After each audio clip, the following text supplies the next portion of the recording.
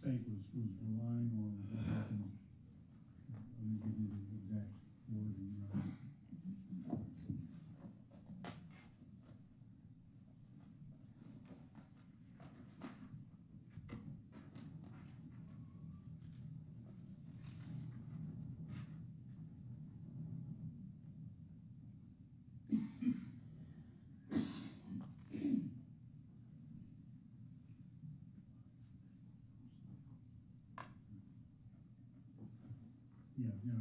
In the state's response to the bill in particulars, so put plainly, the state alleges that these defendants, while they were armed police officers sworn to serve and protect, beat Tyre Nichols, restrained him while he was on the verge of death, and lied to medical personnel about his condition.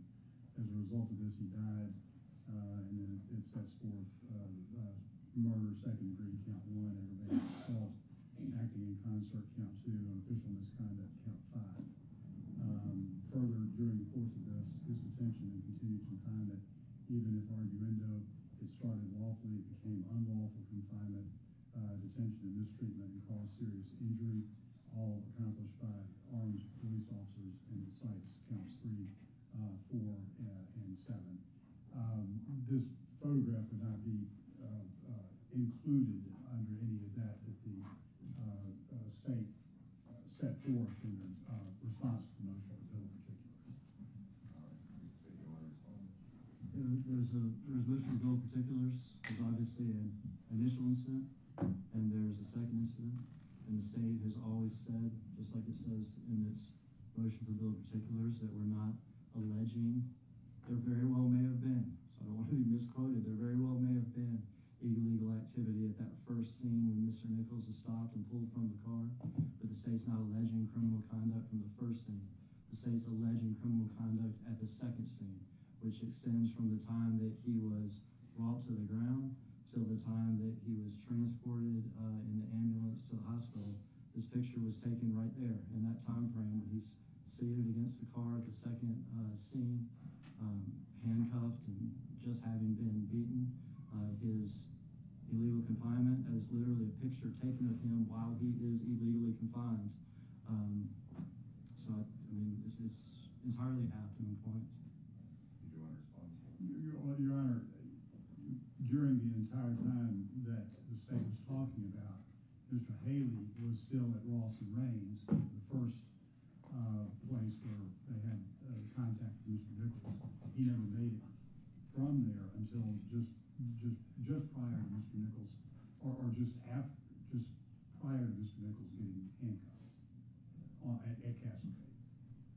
Well, listening to the arguments, it sounds as though the photo in which it was taken, the time in which it was taken during the second incident, or the second scene, falls within that window the state was referencing. With regard to the content of the picture obviously is a graphic picture. The court would not necessarily describe it as a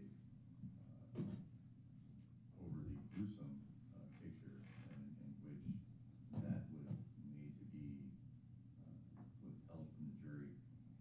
The court would find that this would be a photo, especially if it was transmitted via text to multiple parties after the incident, would go towards the argument of the mental state of the defendants involved in transmitting this picture. And so where it stands right now, the court is not going to withhold this or deem it inadmissible. The court will allow this picture to be presented should the proper foundation be laid at the appropriate time. Thank you, Your Honor. There's a second half of Mr. Leffler's motion with regard to this picture. Mr. Haley sends this picture to numerous people. One of the people that he sends it to responds with a text message that's in Mr. Haley's phone, and I don't have it in front of me, so if I misquote, but it is short. Who beat him up? To which Mr. Haley responds, I believe, again, I don't have it in front of me, all 6 of us. So I think he has a motion limited also with regard to that. Yes, Your Honor. Oh, you're ready for me? Your Honor, that was an email, I'm sorry, a text message exchange with a gentleman named Fox, F-O-X. Mr. Haley in the text message exchange does not say anything about beating anybody up. That was the words of Mr. Fox. That would be hearsay. We would not be able to cross-examine Mr. Fox on what he meant by that, under what circumstances. Is that the only text message that you would? And then, I left something out. Mr. Haley, Mr. Leffler also filed a motion with regard to a couple other text exchanges surrounding this picture. So let me go ahead and put these on the record here.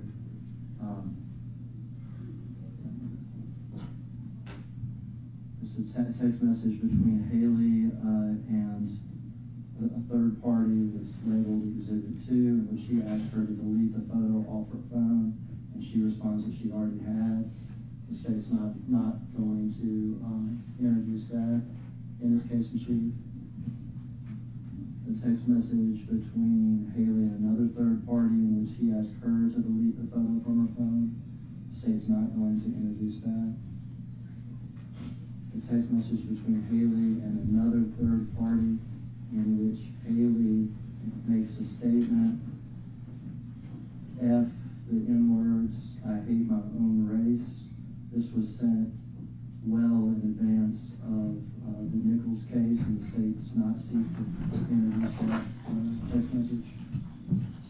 A text message sent to another police officer, in which he later apologized for sending the photo because he says he did not intentionally send it.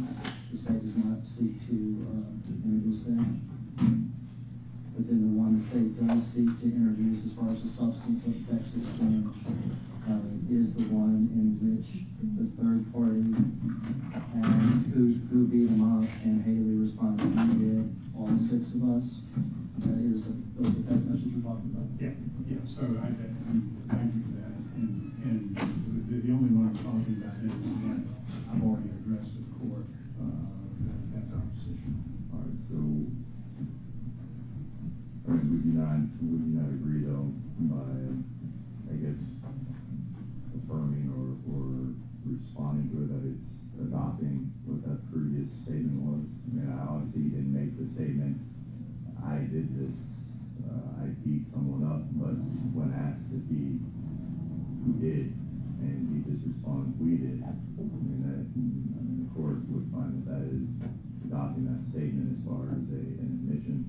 And so the court, if there is the proper foundation laid in that with regard to hearsay, the court would find that to be an admission of the party. So the court would not withhold that statement, at least on that basis, unless the state were to not lay a proper foundation, should admit. Yes, Judge Mack, you heard briefly on that. I think I may or may not have, I think I may have joined in his motion as relates to the statement the 6 of us did. Yes, sir. To say that would be confusing, misleading to a jury of who those 6 are, and an admission that he's making on behalf of 5 other unknown people, I mean, that's a real stretch. And so I'm just saying that from its probative value, the 6 of us did. What 6? I think people start getting lumped into a boat based upon Haley's alleged admission against himself. Now, if that wants to be used against him, and the judge rules that way, you rule that way, so be it. But I think there's only 5 defendants, 3 of them here.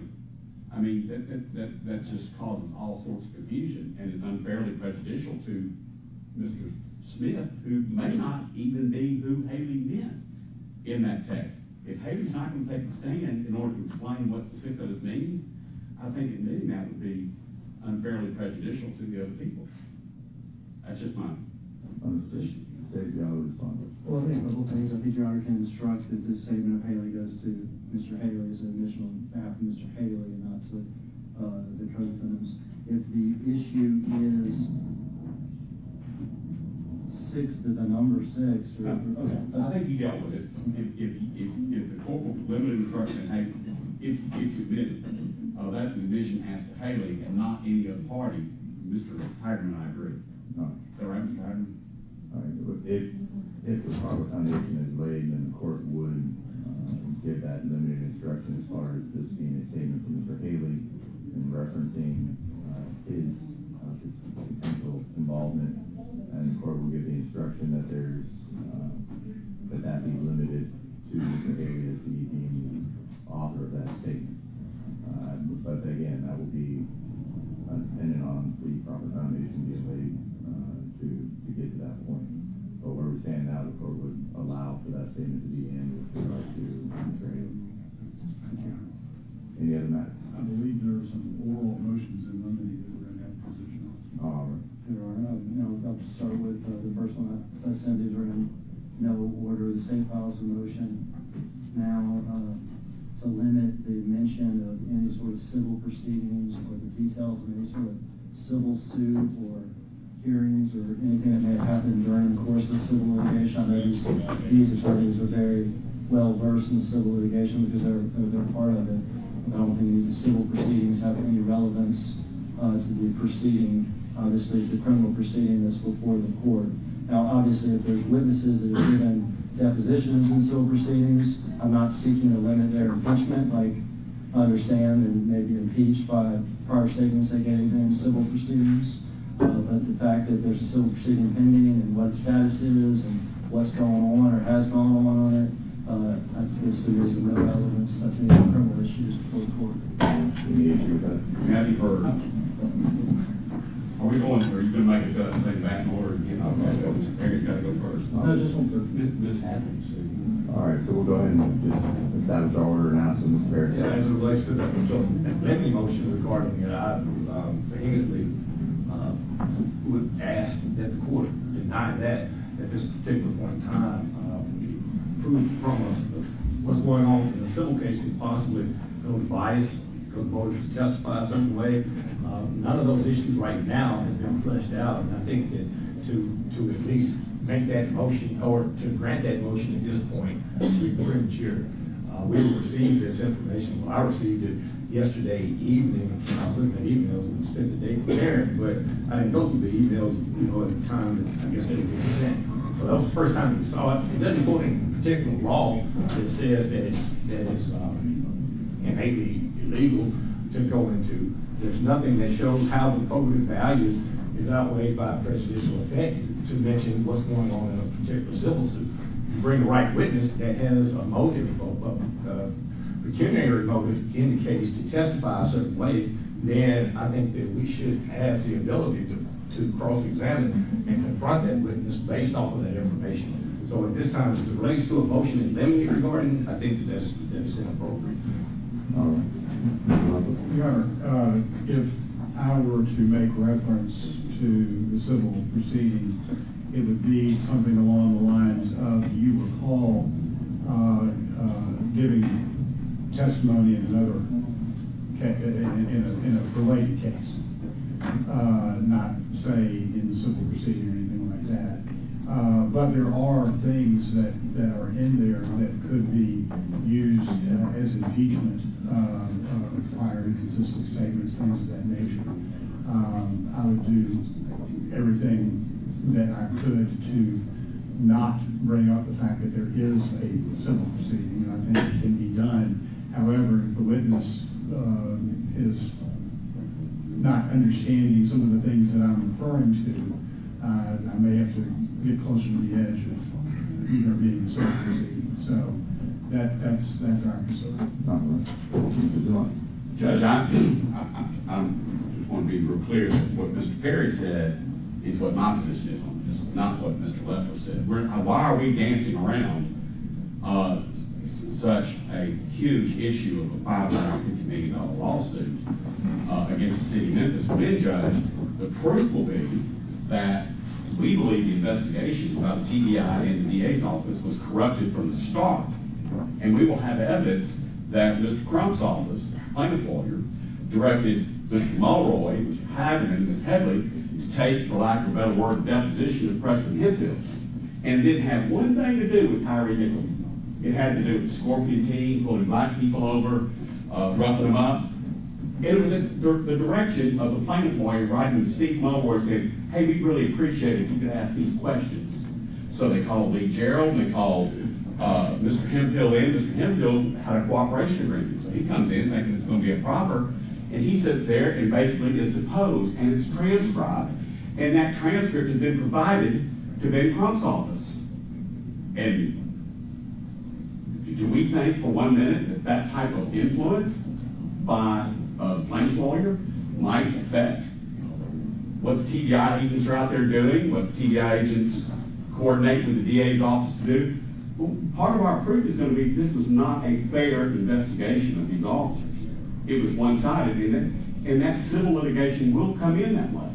Well, I think though, the state has already acknowledged that there may be certain circumstances and situations in which the civil case may be relevant, but as far as the civil case just being out there, and it's not relevant to anything that we have going on, there may be certain situations and instances where impeachment may be at issue, bias or motive to lie may be able to be presented, but we're not going to try the civil case over here. Oh, And so as far as all of the other things that are just plainly part of that suit, we're going to leave over there. What I would suggest, and my position is, outside of impeachment, outside of bias or motive or something along those lines, then it has no relevance to this matter. Now, if as the proof is coming on, you all discover something or believe something has occurred which now expands that relevance, then we can approach and we can discuss and make a determination at that time. But I want to go into it with the understanding that we are not going to go into the civil matter unless it's for those purposes of impeachment or bias or motive or things of that sort. Again, if as we go through that proof, if you all feel some door has been opened and that we need to go through it, then we can have a jury out hearing and we can discuss that and make that determination. But where we stand now, the court's just going to limit the questions for the purposes of impeachment or bias or motive or things of that nature. I go out of order from my list here because this seems to be a natural sort of progression. Filed a motion in limine with regard to the mention of the federal trial or any of the verdicts in the federal trial. I suggest that when we're referring to the federal trial during impeachment, that the attorneys call that a prior hearing in the matter. If needed, a prior hearing in which these prosecutors weren't present, something like that if needed, to explain. Again, not trying to keep it out for impeachment. If these witnesses testify differently in federal court, understand that they can and will be impeached by their testimony. But the fact there was a federal criminal trial with regard to these defendants, or whatever the results of that federal criminal trial were, I believe are entirely irrelevant to the criminal proceedings here. To paint a complete picture, lying at a deposition is somewhat different than lying before a federally impaneled jury looking you eye to eye and you give an inconsistent statement. So that's it. I don't know how to dance around that issue. Now, as far as me saying that we prevailed on the civil rights case and things like that, I can understand how the court's position on that would be. But I want to look this witness directly in the eye. If he takes the stand, he's given two inconsistent statements already. I'm thinking about the witness that they're going to call later today. One of them is directly opposite of the other one. One is before people that he's not sworn to, that he's just doing it to keep his job possible. The other before a federally sworn and impaneled jury. That makes a huge difference.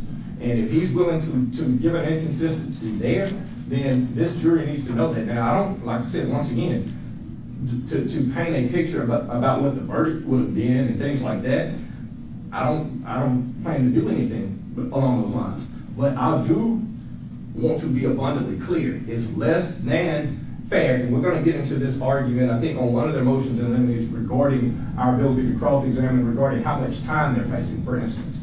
Well, if I tell a story in federal court because I'm facing a life sentence, which, by the way, the judge across the street had cut our feet off on, and we now know that that's gonna be reversible error because the federal Sixth Circuit has ruled that you cannot hinder our ability to ask those questions. Well, later today, they're gonna ask this court to do the same thing in a few moments. So we want to be able, well, I want to be able on behalf of Bean to say, hey, when you were facing a jury across the street, you said X, Y, Z, if it's inconsistent with what was said previously. And I think it's only fair that we be able to draw that picture and to try to sterilize it as if it happened in some back, office space or what have you, is a lot different than being able to give it the full gravity of what it is. They're the ones bringing this case. They had priority. They indicted us first. We could have been trying it and it wouldn't have been an issue. But once you try a case with issues that are so parallel, then that's something that we face the burden of what we're saying, and I think two of the motions that I'm joining oral attendance in indicate. It's a double jeopardy argument that's out there regarding this case. They are wanting their cake and to eat it too by saying, hey, witness, if you're inconsistent, they won't know that you're inconsistent before another jury. That's less than fair to us because that tampers down that fire, and that shouldn't happen, Your Honor. Before you respond, let me just go ahead and give the other defense attorneys a chance. I think that sums up our position as well. All right, Mr. Dumont, you have Same here, sums it up well. All right, Ms. Aaron. If the reference needs to be a prior hearing with the jury present, then that's fine. That's not, I can understand that part of it. But getting into particulars of the federal trial or the fact that there was a federal criminal trial against these defendants and there was a federal criminal trial in which a jury, prior hearing with the jury present, that's acceptable. I mean, I think that I think we'd be being disingenuous if we're just calling it a hearing in front of a jury. I mean, it's a trial in front of a jury, and I think that it being a federal trial does not somehow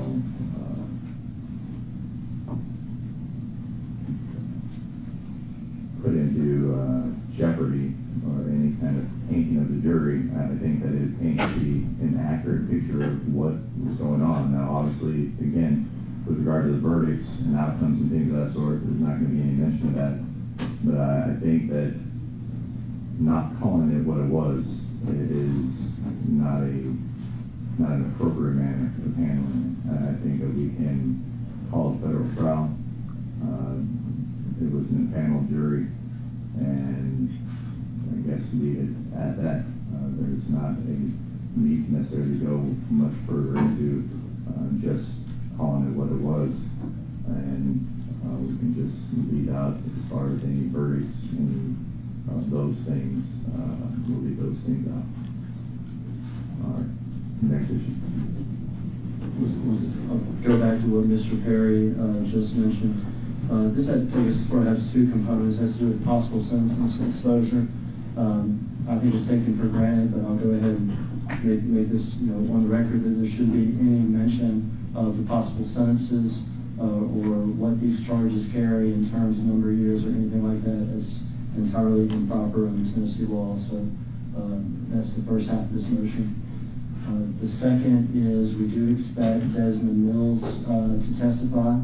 As counsel knows, he's entered into a memorandum of understanding that's a written memorandum in which he agrees to plead guilty to federal charges. He has pleaded guilty to federal charges, and he agrees to plead guilty to state charges.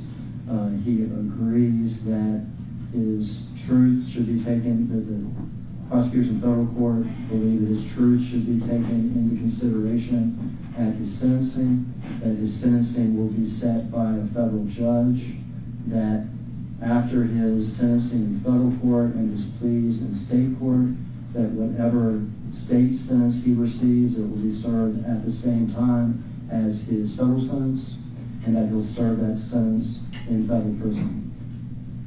Obviously, all that's fair game. The memorandum of understanding should actually be admitted. and could be an example could go to bias or motive or whatever else.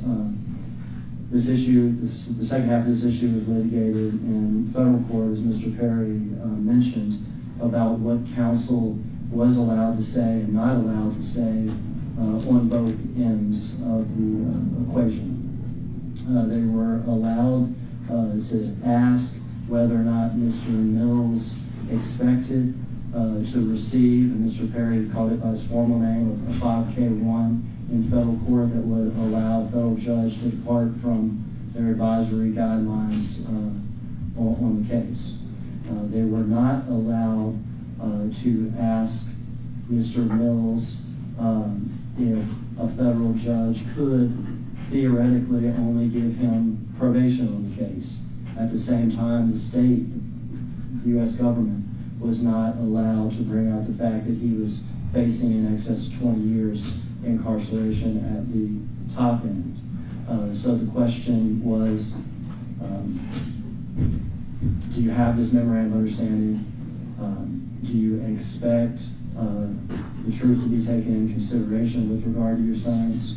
Do you hope the federal judge or the United States government recommends a downward departure at the time of sentencing, but they were not able to get into either the low end, which theoretically I guess would be probation, or the top end, which would be in excess of 20 years incarceration in federal prison. I think that's the appropriate tack to take with regard to Mr. Mills. Obviously, bias, impeachment, we acknowledge the memorandum of understanding goes to that. The idea that he expects or hopes for consideration if he testifies truthfully goes to that. The fact that a federal judge will determine the sentence goes to that. The fact that he hopes the federal judge will take into account his truthfulness goes to that. But as far as number of years and things like that, I don't think that's appropriate for this jury to hear. All right, Barry. Your Honor, across the street, we were Forced to play a silly game during our examination of Mr. Mills. You're facing a lot of time, correct? You're facing a whole lot of time, correct? Instead of being able to say, under the way that you're indicted, you're facing 3 possible life sentences. That is the way that I've always been able to ask questions.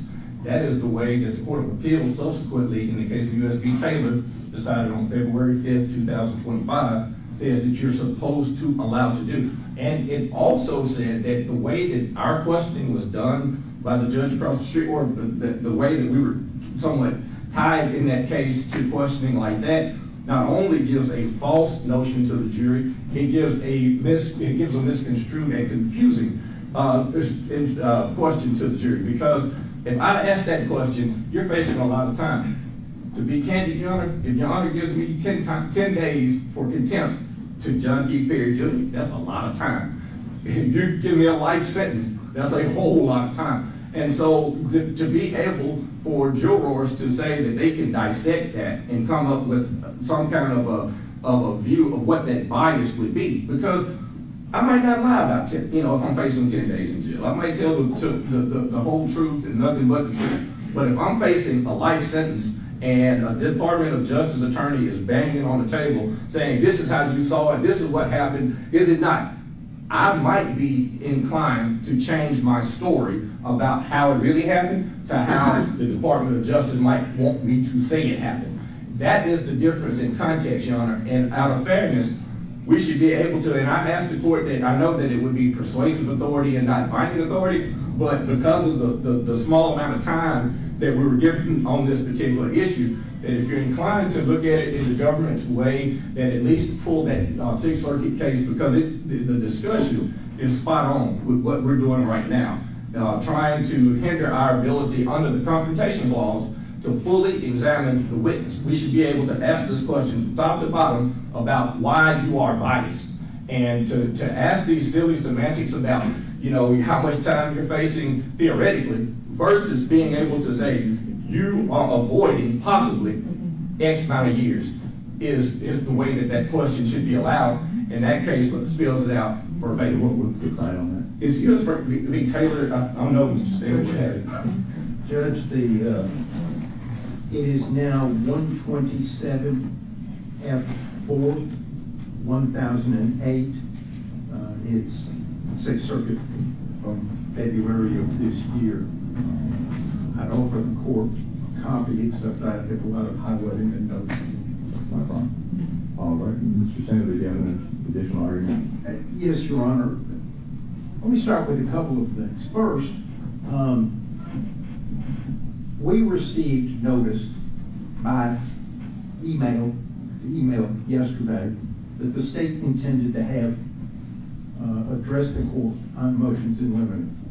Point out that there's a scheduling order in this court that required motions in limine to be filed by March 28th, which Mr. Haley complied with, and response is April 14th. So the defense is a little handicapped in the day before, or the afternoon before trial, learning to put out these motions.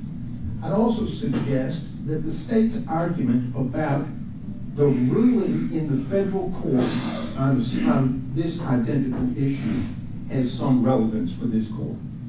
It has no more relevance to this court's ruling, in Mr. Haley's opinion, than the verdict in the federal case has on the verdict in this case. And I would agree with that. I mentioned the ruling in terms of way to explain the issue. I am not suggesting that the federal court ruling in any way binds Your Honor or should be considered some sort of legal precedent, Your Honor, to consider. And it's a confrontation clause issue, Your Honor. So it's a constitutional issue. In addition to the Sixth Circuit's Taylor case, I would cite to this court the Tennessee Supreme Court in State versus Sales, that's S-A-Y-L-E-S, 49 Southwest 3rd, 275. It's the Tennessee Supreme Court in 2001. And essentially the law is that defendants have obviously a constitutional right to confront and impeach witnesses, and that impeachment, proper impeachment, includes demonstrating bias or promises of leniency. The court can put some limitations on, but the limitations have to allow the jury to have sufficient information to understand the potential bias or leniency that, in this case specifically, Desmond Mills has to evaluate his testimony. And here, Mr. Mills pled guilty in federal court to a civil rights violation resulting in death. And based upon his conviction, he faced life imprisonment. That's the statutory maximum.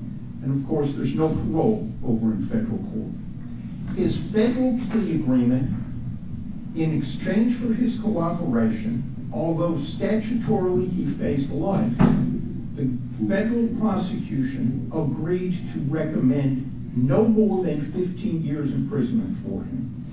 So it is a significant benefit and promise of leniency. And it is a commitment of recommending no more than 15 years. They can clearly recommend less.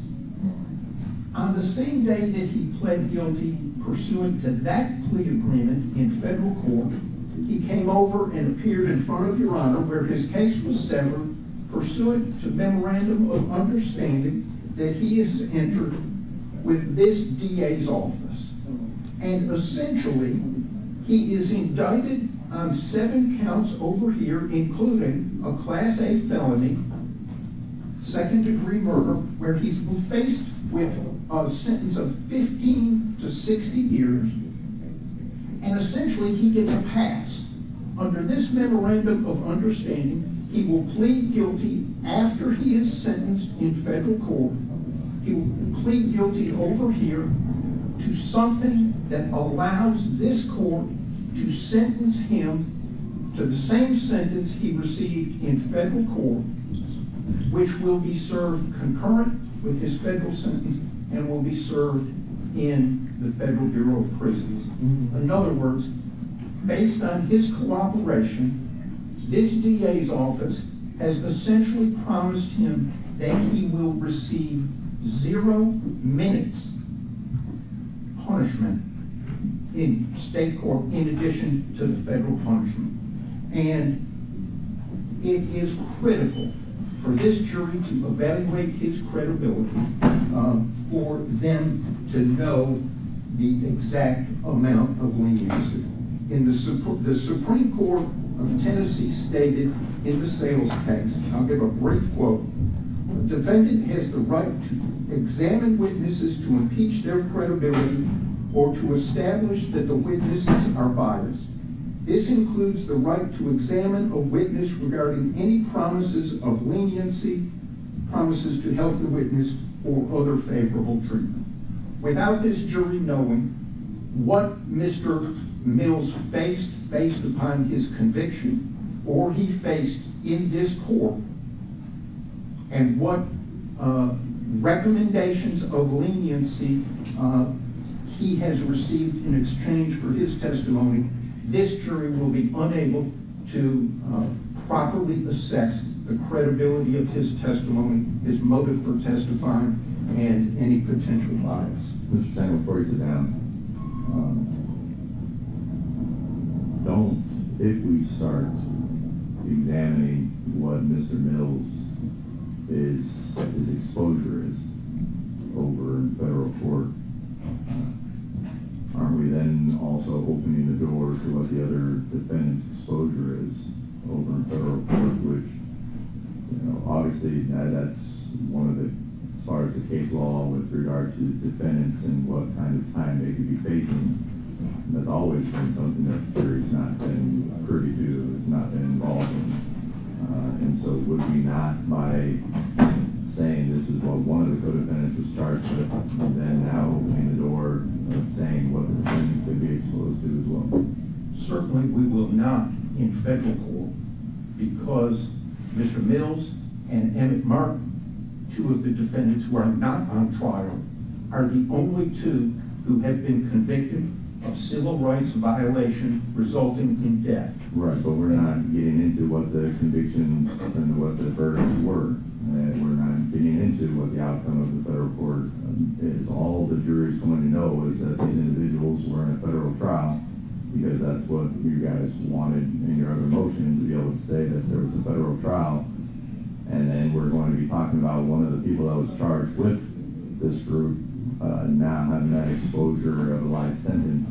What I want to make sure is that we are not wanting one, as was said before, not wanting the cake and eat it too. That if the door is open with regard to what the exposure is, we can't come in after the fact and then want to try to limit the understanding that the defendants are faced with that similar exposure. And I'm not sure how the case law would accept that. So I just wanted to see if you had a position as far as Judge, my position is, on behalf of Mr. Haley, we have no intent of talking about his sentencing exposure. If a jury makes an equation based upon and reaches a conclusion in their hotel room or in their deliberations room about what he is facing if he's convicted, I can't control that. What I think the case law makes very clear is that if the state, when the state puts a cooperating witness on, that in order to properly evaluate his bias and his promises of leniency, that counsel, should they choose, and believe me, I will choose, to examine him regarding the exact benefit that he anticipates receiving. And he has, frankly, avoided a recommendation that he spend the rest of his life in prison by cooperating and testifying. And without the jury knowing that that's what he has avoided, it is my position that the jury does not have sufficient information, as state and United States Supreme Court have said, sufficient information to evaluate his credibility based upon normal impeachment for bias, motive, and promises of leniency. All right, Mr. Zima.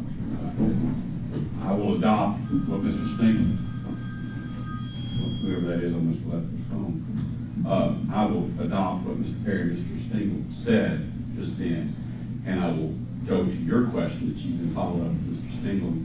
What about the other defendants? I would say that, one, you could take care of that by way of a limiting instruction, because it really just goes to Mills's credibility and the benefit of the bargain of him coming in and cooperating. Or, number two, not give a limiting instruction, and the defendant, Justin Smith, would take his chances on the jury concluding that he's facing an equal amount of time, without getting into the issue that Justice Smith was acquitted of all civil rights charges. In other words, I would be willing to take that risk of him taking that leave. Or you can give a limiting instruction. But I adopt Mr. Perry and Mr. Stinkle's argument. Mr. Harrington, do you have a response? All right, Mr. Perry. And just brief, I want to make sure to emphasize the fact that Mr. Mills' agreement is a continuing cooperation agreement with the district court.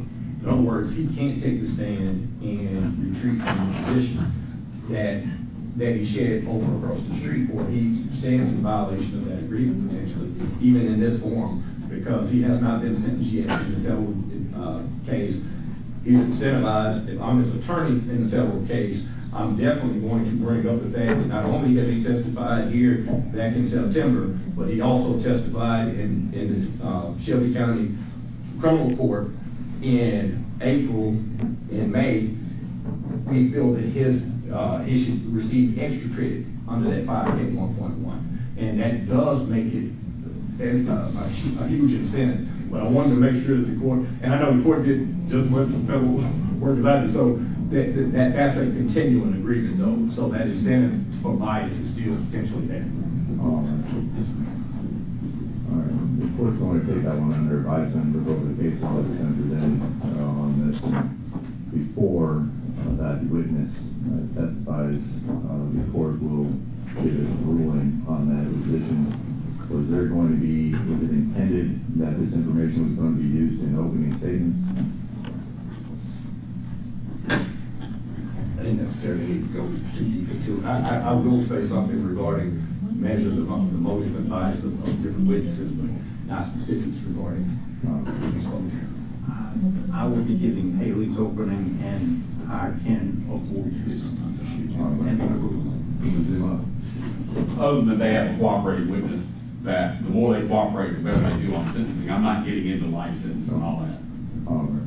So then I will go ahead and give a formal decision on that prior to that witness's testimony. We'll just reserve that issue and not delve into the details until that time. In the first half of that, will you also find that any mention of state sentences and possible sentences in state court is irrelevant? Correct. And I mean, I think case law has been pretty clear as far as referencing these sentences, potential sentences, and with regard to the defendants in the state court. So we'll go ahead and exclude those. We're down to the last two, Your Honor. The first is there's been some filings. I can't remember if the filings themselves were under seal or not, but I don't think they were. There's a motion by at least one of the defense counsels, maybe two of the defense counsels, having to do with selective prosecution, arguing that these defendants were somehow charged because of their race. There were some filings under seal that asked for certain records. Your Honor found no evidence of that at all. The state would make a motion that any sort of reference to selective prosecution or race being the reason these defendants were charged is disallowed. Yes, Your Honor. The motion were filed because under Tennessee state law, it's required as a predicate if we're going to make that argument. And as of right now, that argument has not necessarily been met the predicate that the court has ruled. We realize the court ruled as it relates to what the court had an opportunity to look at in camera. The only issue that I have with it being a motion in limine is that potentially the witnesses that can establish whether or not that was an issue, and it might take a stand. And I don't want that to be something that perhaps if we want to address the court at that particular time or approach and say, Your Honor, based off of the answers to certain questions, we believe that we should be able to delve into this. And so I would ask that the court reserve ruling as it relates to an in limine motion. Particularly, I think that on one of the potential witnesses is the person who was not in fact indicted. And because of that, we feel that the court should be able to make that determination at the appropriate time. But to stop it as of right now, and to be clear, in my opening, I don't plan on drawing any reference to anything along those lines. I just would say that it should be something that perhaps could be ruled on down the road in the trial. Mr. Haley's position is that subject to the state opening a door along those lines, based on the court's pretrial ruling, that should be so. I will say that what you got in camera, because I trust Mr. Haggard so much, I just assume everything is given to you. If you make that ruling pre-trial that you didn't have the evidence in front of you to support that allegation. So with that, similar to what Mr. Perry said, depending on how the trial shakes out, I would say just hold it under advisement, because we're not going to be bringing it up in opening argument or anything like that. But if something happens, we would like to revisit it. Right. Well, I mean, I think the court has already given a ruling on that, and irregardless of what the ruling is, if there was something that opened the door that changed the landscape, then we could revisit it at that point. So we'll go forward, continuing with the court's previous ruling that where it stands now, there will be no mention of it unless a situation were to occur to open that door. And if it does at that point, we all can approach and renew that objection, and then we can have a hearing if necessary. All right, next matter. And this is the final one. This is something that's also litigated in federal court, but I think I can make this real short.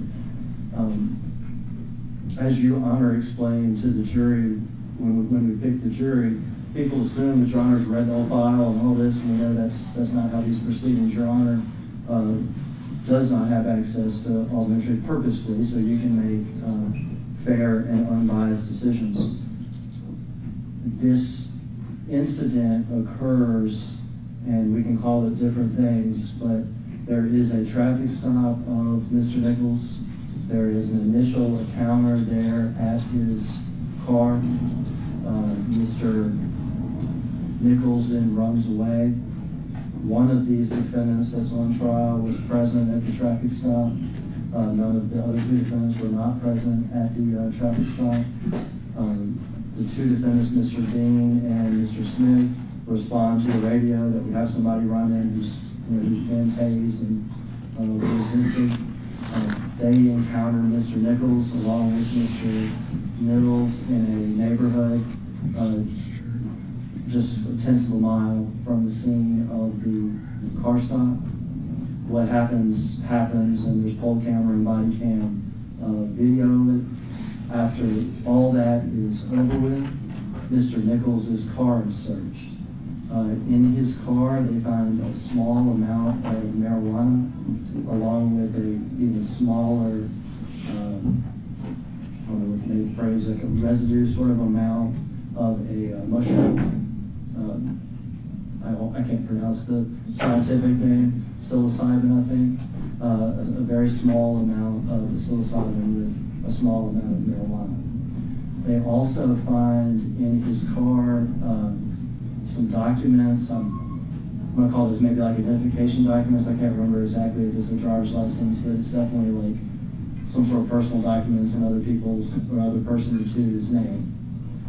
If it's a credit card or if it's an ID or whatever it is, it is. All this is found after Tyre Nichols is beaten. None of these officers have any knowledge of what's found in his car at the time, and hadn't been found in his car at the time. So our motion is to stop any reference to the contents of Mr. Nichols' car as it has no relevance to the mental state of these defendants or to the charges that are before the court. Mr. Barrett? Yes, Your Honor. We have a case where, if you look at the very beginning of Emmitt Martin turning on his blue lights for Mr. Nichols, who had been at 385 and Riverdale, and he comes to a stop at Ross and Range. That's 2.3 miles away from that initial blue light. I think that the contents, to a certain extent, speaks to the res justi of Mr. Nichols. Your Honor, it's different than the standard case for several reasons. This is, to make these type of apprehensions is the job of these men that are on trial. Whether or not they caused the death of Mr. Nichols in the way that the state is saying, or in any way kidnapped him or had official misconduct, etc.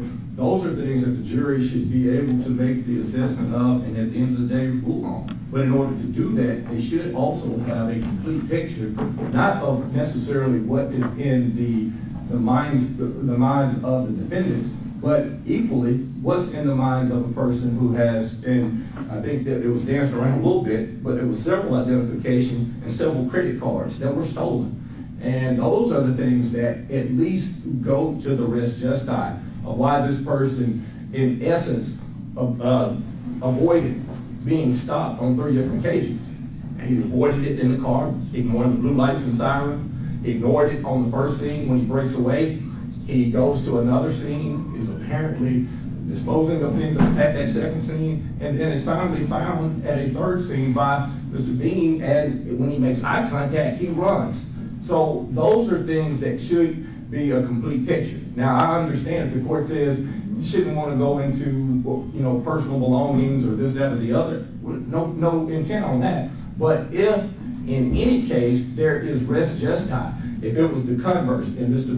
Hagerman was prosecuting a person for whatever reason, that criminal defendant, based off of whatever it is that he had in his vehicle, that becomes a subject of why that person might be fleeing. In any case, and in this particular case, res justi is central to it. Now, I think that if it was something that they really wanted to argue and fight about, we should have argued this back if it was filed at the time that the deadlines were, and we could develop those arguments with a number of, with cases in case law.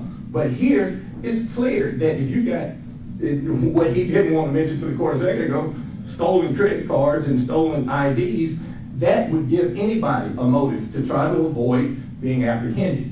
And that is a central issue. We're not only standing here asking whether or not what was in the minds of these individuals, but it surely should be a question out of fairness, what's going on in Mr. Nichols' mind at that time, and that question mark is somewhat answered from our perspective. Now, if the jury says, hey, I don't think that matters, then that's their purview. They can weigh the facts, that's what they do. But in order to give some kind of a misconceived notion that he's just driving home and just says, hey, you know what, I'm gonna do some hazards, I'm gonna keep on riding away from blue lights, that's disingenuous. And it's just not fair. And we're asking that if the court says you want to avoid the things that are irrelevant in the car, that might just paint them in a bad light, we understand that. But specifically the items of credit cards and things that are along those natures that are found in the car, we think that, and I think it's clear they're stolen. I don't think that they're gonna stand up and say what they weren't stolen, but as long as we can establish the fact that these are stolen identifications, credit cards, etc., I think that it's open game, young. Cool. You said one of the things is disposing of things?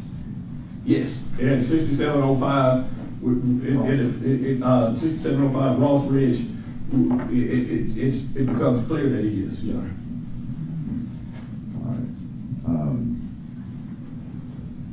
All right, we'll go ahead and Mr. Shannon. Judge, to be clear, it's not the entire contents of the car that we are trying to get in. It is the psilocybin mushroom that was seized, and it is identifications of two individuals that was stolen. It wasn't just somebody else's ID and credit cards. We can establish that it was stolen. As a matter of fact, for one of the IDs and several of the debit and credit cards, there is a police report from the date that it was stolen. The owners of these IDs and credit and debit cards will testify that they were stolen and they have no connection to Tyre Nichols, and there is no way that he had authority to be possessing these things. The introduction of them for this jury's consideration is important because it tends to negate, if the jury so chooses, or counteract some statements that Mr. Nichols made that they will hear at Ross and Raines on the video.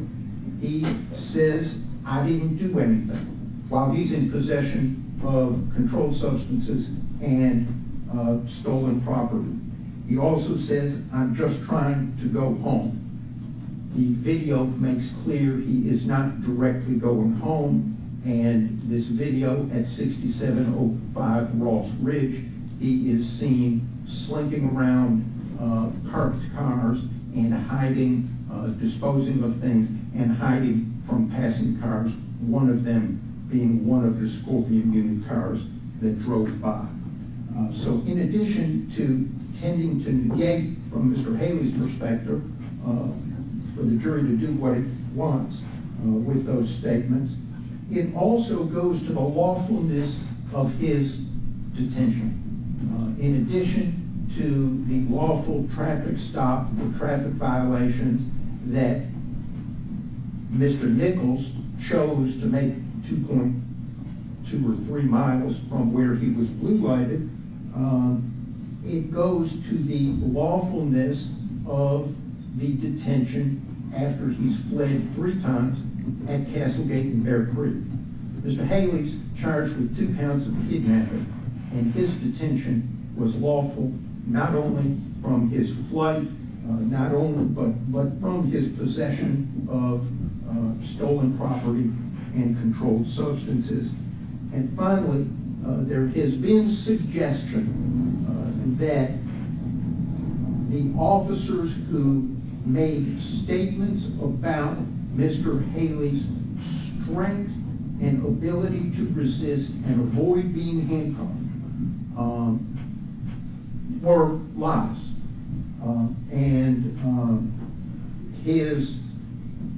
His continued flight and his continued failure to cooperate and resist may well be explained in part by the possession of stolen property and controlled substance as he is pulled over by the police.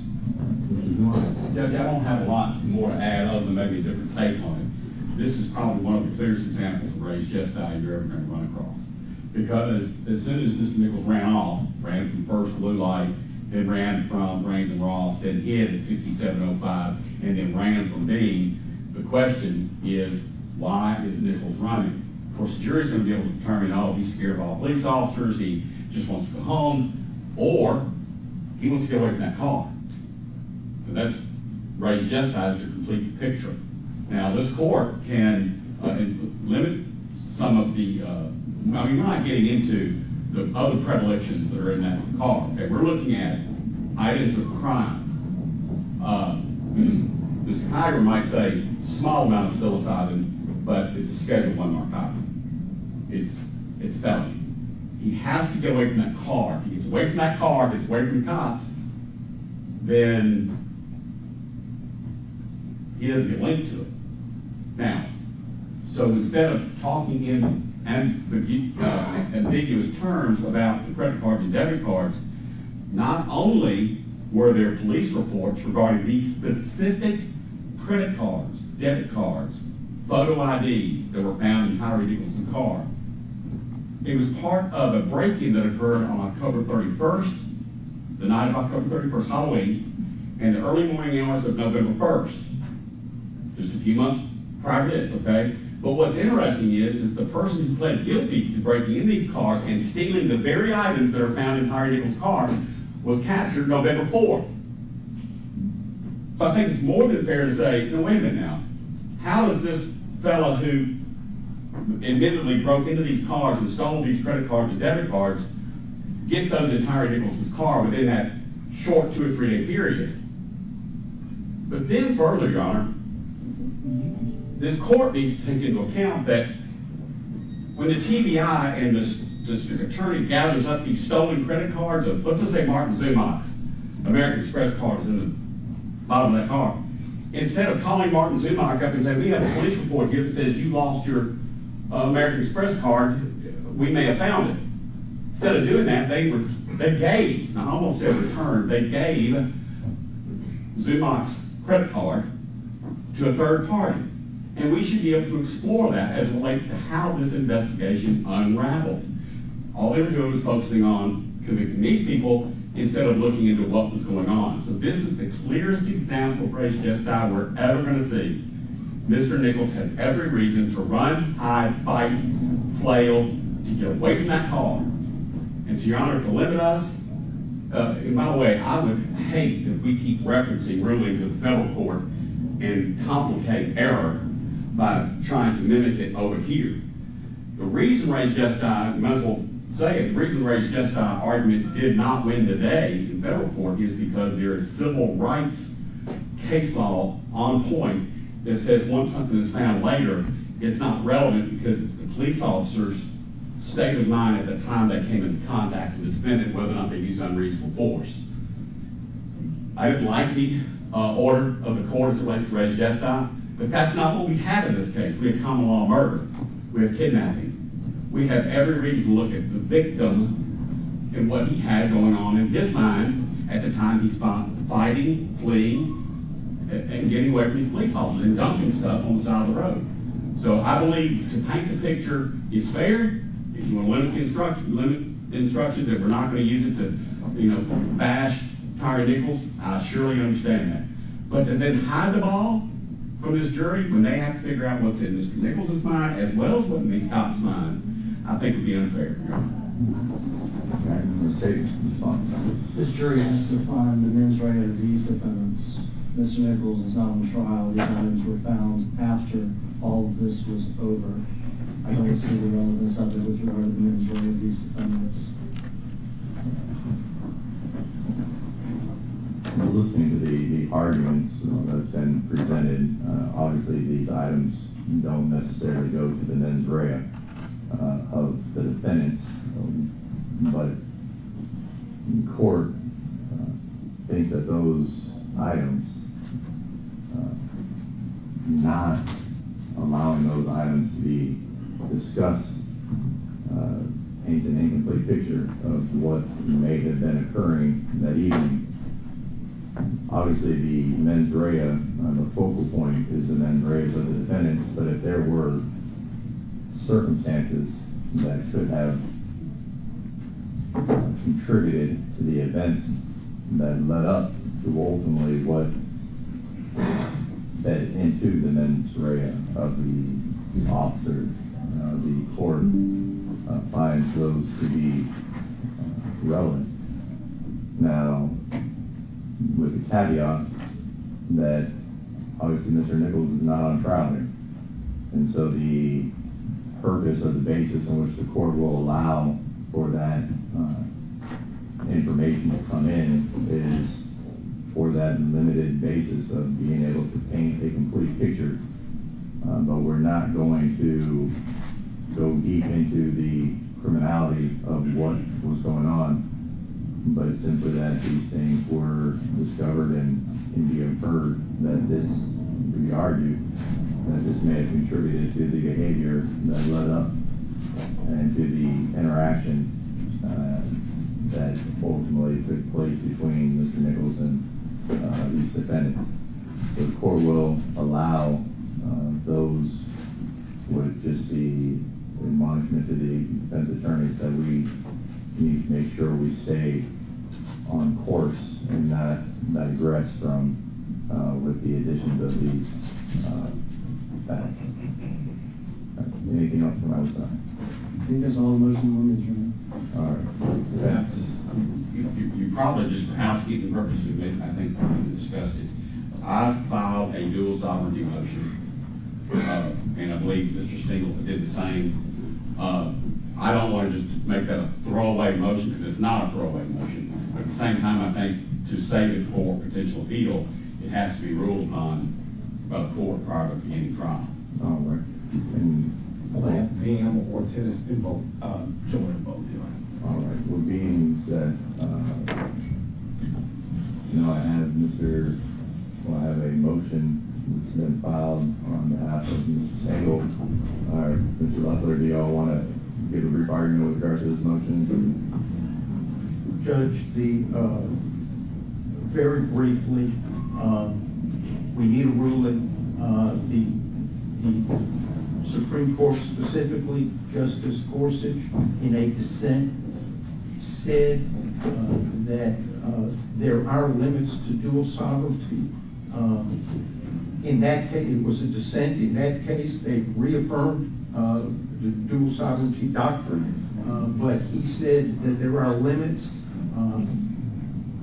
That case didn't reach the limit. This motion says that this case reaches the limit, and the limit, the reason it reaches it is because, and I attached some text messages between the district attorney, Mr. Mulgore, and his January 2023 pre-indictment contacts with the heads of the Department of Justice Civil Rights Division as they were coordinating two prosecutions. And I would suggest that that explicit cooperation means that this case has reached the limit, and double jeopardy does attach based upon the federal trial, and this case should be dismissed. I don't know if I heard you. Do you have both my motion and? I do. Because I go into the pettit along with that.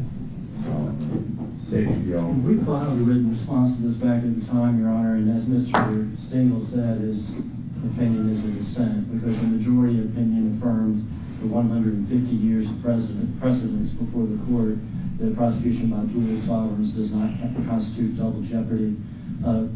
Cooperation or even coordination or talking or sharing or whatever between the United States Attorney and a district attorney with regard to the case, it's not even the issue. The court, even in the dissent, states that if one of the prosecutions is basically a, quote, sham prosecution, not a real prosecution, but just some sort of strategic prosecution to bolster the other, then, again, the dissent would have a problem with that. Obviously, we're in a full-blown prosecution. Here we are. There's no evidence that one of these prosecutions has been a total sham that would even meet the standards of, again, the dissent as a majority of the Supreme Court upheld the doctrine of dual sovereignty.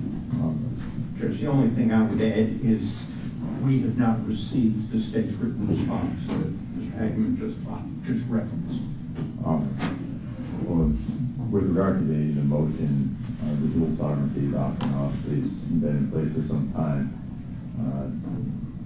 Obviously, I haven't seen anything looking over case law on that would prevent the government or the state district attorney from being able to discuss, cooperate, coordinate, or anything of that nature that would somehow negate the ability to pursue those charges.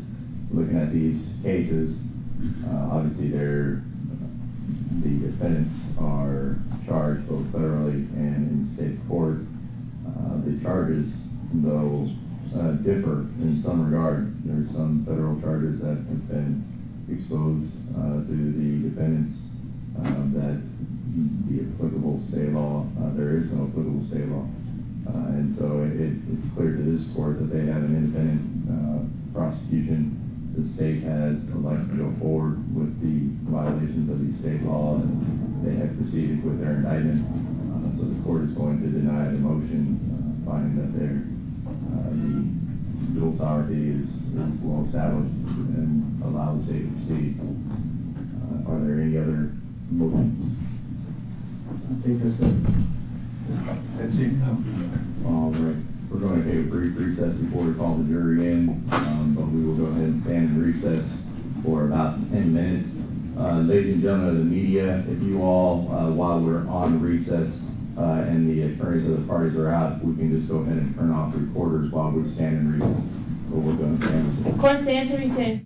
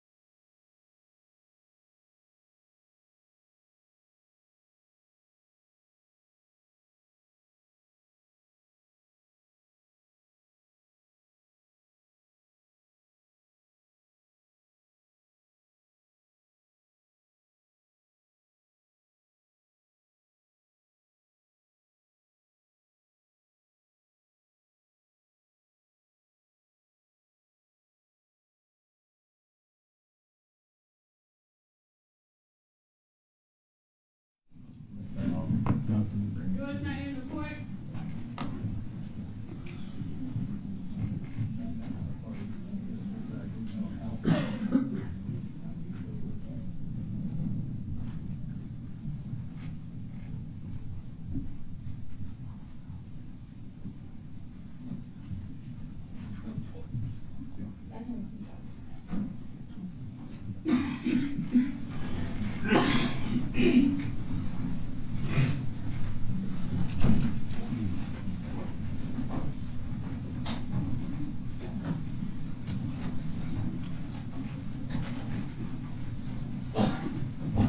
Y'all can be seated.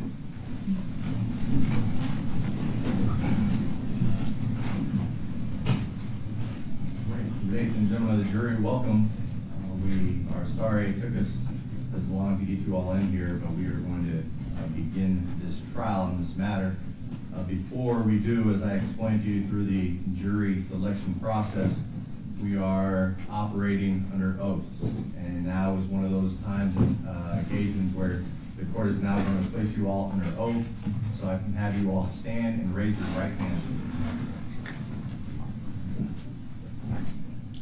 Do you solemnly swear or affirm to well and truly try the issues that traverse herein, joined between the state of Tennessee and the defendants, Tadarrius Bean, Demetrius Haley, and Justin Smith, upon a true bill of indictment charging the defendants with the offenses of murder, second degree, count 1, count 2, aggravated assault, acting in concert, count 3, aggravated kidnapping, count 4, aggravated kidnapping, count 5, official misconduct, count 6, official misconduct, count 7, official oppression, a true deliverance make and a true verdict render according to the law and evidence, so help you God.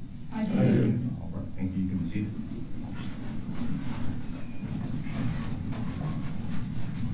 Now, ladies and gentlemen of the jury, before we begin the trial, I'd like to tell you a little bit about what's going to happen during the course of the proceedings.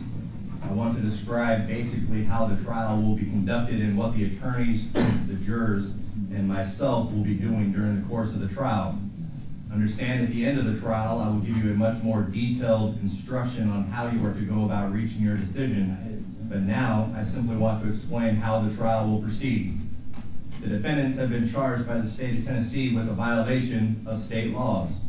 The document containing these charges is referred to as the indictment. It is important for you to understand that an indictment is just a formal accusation charging the defendant or the defendants with a crime and is not evidence of anything. The indictment will shortly be read to you by an attorney for the state of Tennessee. We anticipate each defendant will plead not guilty to these charges. They are presumed innocent and may not be found guilty by you, the jurors, unless after hearing all the evidence, the attorney's arguments, and the instructions of law, you as the jurors seated in this case unanimously find that the state of Tennessee has proven its case beyond a reasonable doubt. The first step in this trial will be the reading of the indictment and the response by the defense, followed by the attorney's opening statements. The state of Tennessee will tell you about the evidence it intends to present so that you will have an idea of what the state's case is about. Their opening statement is not evidence. Its only purpose is to help you understand what the evidence will be and what the state will attempt to prove. After the state's opening statement, an attorney for each of the defendants may make an opening statement if he so chooses.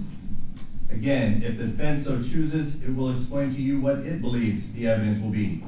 Again, statements of the attorneys are not evidence.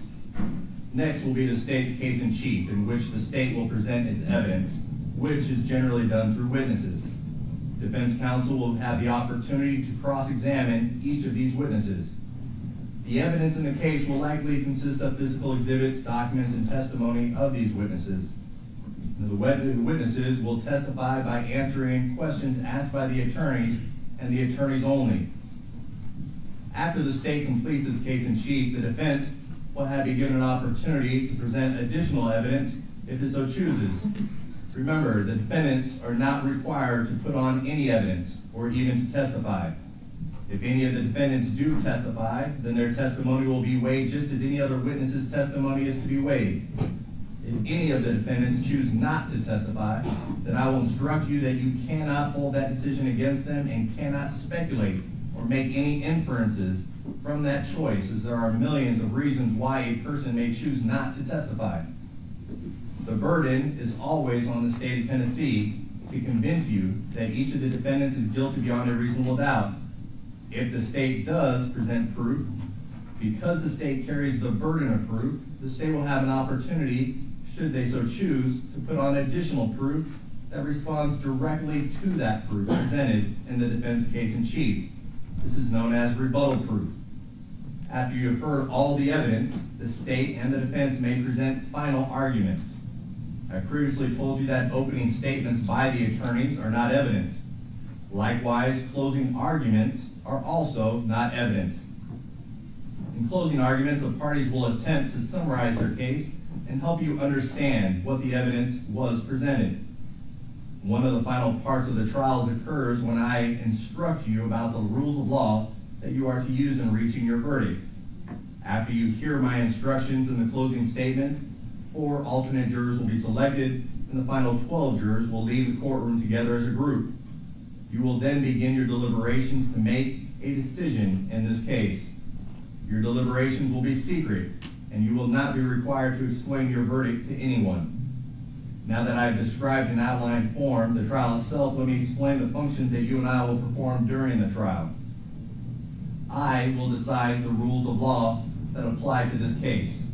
My decisions will be reflected in my responses to questions and objections the attorneys may raise during the trial, as well as in my final jury instructions. It is your job to judge what the facts are from the evidence and witnesses. You must then apply the law in my instructions to those facts, and from that application you will arrive at your verdict. Again, the state has the burden of proving the guilt of each of the defendants beyond a reasonable doubt, and this burden remains on the state throughout the entire case. Keep in mind that the defendants are presumed to be innocent of these charges against them, and this presumption continues throughout the trial and entitles the defendants to a verdict of not guilty unless you are satisfied beyond a reasonable doubt. Thus, a defendant is not required to prove their innocence, to have their attorney make any statements or arguments, or to produce any evidence. I will now explain to you some of the terms you may hear during the trial, as well as some things to consider during this trial. Reasonable doubt. Every crime is made up of parts called elements. The state must prove each element beyond a reasonable doubt. Reasonable doubt is that doubt created by an investigation of all the proof in the case, and an inability, after such investigation, to let the mind rest easily as to the certainty of guilt. Absolute certainty of guilt is not demanded by the law to convict of any charge, but moral certainty is required, and this certainty is required as to every element of proof necessary to constitute the offense. If you find the state to have proven each element beyond a reasonable doubt, you should find the defendants guilty. If you find that the state has failed to prove all or even one of the elements beyond a reasonable doubt, then you should find the defendants not guilty. You as jurors must decide whether the state has proven beyond a reasonable doubt that the defendants have committed the crimes charged in the indictment, and you must base that decision only on the evidence in the case and my instructions about the law.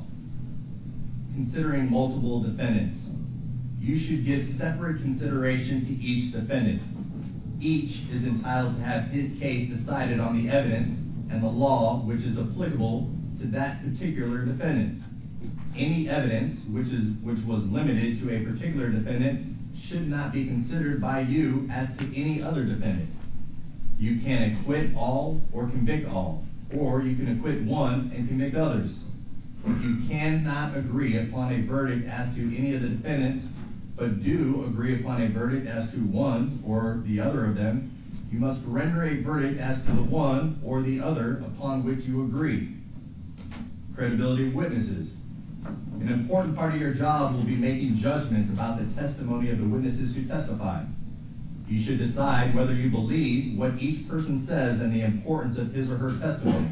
In making that decision, I suggest that you ask yourself a few questions. Did the person impress you as honest? Did he or she have any particular reason not to tell the truth? Did he or she have a personal interest in the outcome of the case? Did the witness seem to have a memory of the events he or she testified about? Did the witness have the opportunity and ability to observe accurately the things he or she testified about? Did he or she appear to understand the questions clearly and answer them directly? Did a witness's testimony differ from the testimony of other witnesses? These are a few of the considerations that will help you determine the accuracy of each of the witness's testimony. In making up your mind and reaching a verdict, do not base any decisions on the fact that there were more witnesses on one side than the other. Likewise, do not reach a conclusion on a particular point just because more witnesses testified on one side of that point. Your job is to think about the testimony of each witness you heard and decide the facts. Circumstantial and direct evidence. Some of you have probably heard the terms circumstantial evidence and direct evidence. These are the two basic types of evidence that exist in law. Direct evidence is direct proof of a fact, such as testimony of an eyewitness. Circumstantial evidence is proof of facts from which you may infer or conclude that other facts exist. I will give you further instructions on these as well as other matters at the end of the case. But keep in mind that you may consider both kinds of evidence, which are considered to be equal value in law. Notes. The court will not provide you a transcript of the testimony at the end of the trial. Therefore, you must listen very carefully to the testimony. Each of you will be provided with paper and pens and will be allowed to take notes during the trial for your own use during your deliberations. You are not required to take notes. Independent memory can be just as accurate as written notes. Should you take notes, these notes are to stay private and remain your personal written notes and used only by you in your memory and not used to convince others of a particular point. You should also not discuss this case amongst yourselves until I instruct you on the law and you start deliberating at the end of the case. It is important that you wait until all the evidence is received and that you've heard all of my instructions on the law before you deliberate amongst yourselves. During the course of the trial, you will receive all the evidence that you may properly consider to decide the case. Because of this, you should not attempt to do any research on your own or gather any information on your own that you might think to be helpful, or try to learn about the case outside of the courtroom in any other manner. At times during the trial, an attorney may make an objection to a question that is asked by another attorney or to an answer that is given by a witness. That simply means that the attorney is requesting that I make a decision on a particular rule of law. Do not draw any conclusions from the fact that an objection was made or from my ruling on that objection.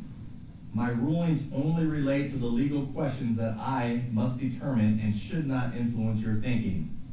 If I sustain an objection to a question, the witness will not be permitted to answer that question. Do not attempt to guess what the answer might have been, should that witness been allowed to give the answer. Similarly, if I tell you not to consider a particular statement that was made, you should put that statement out of your mind and you may not refer to that statement in your later deliberations. You may not ask questions.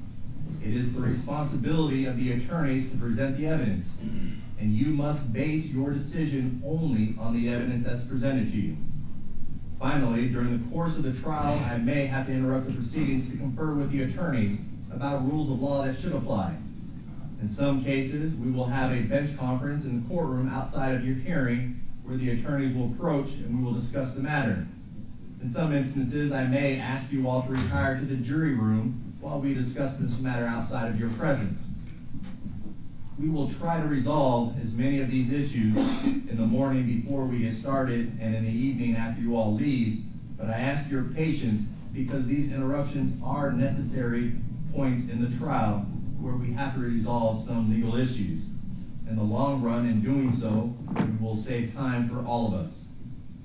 If after the deliberations, any of the defendants are found guilty of any offense, the court will set the punishment at a separate sentencing hearing, a hearing in which the jury will not be involved.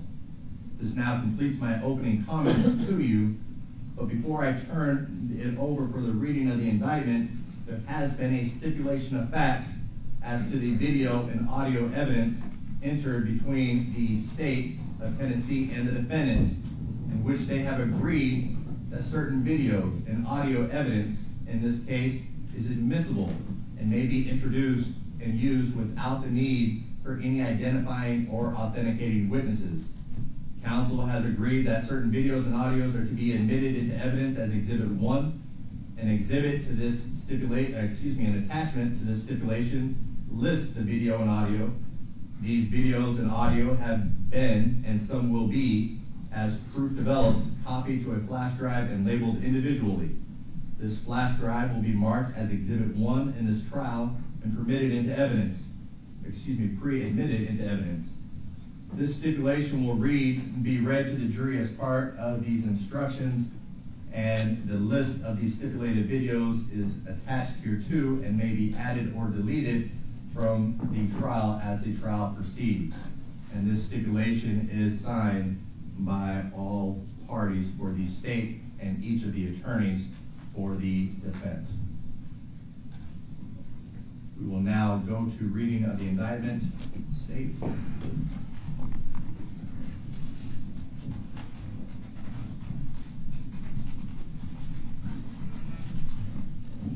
Yes, sir. I remember y'all, welcome to Memphis. The state of Tennessee versus Tadarrius Bean, Demetrius Haley, and Justin Smith.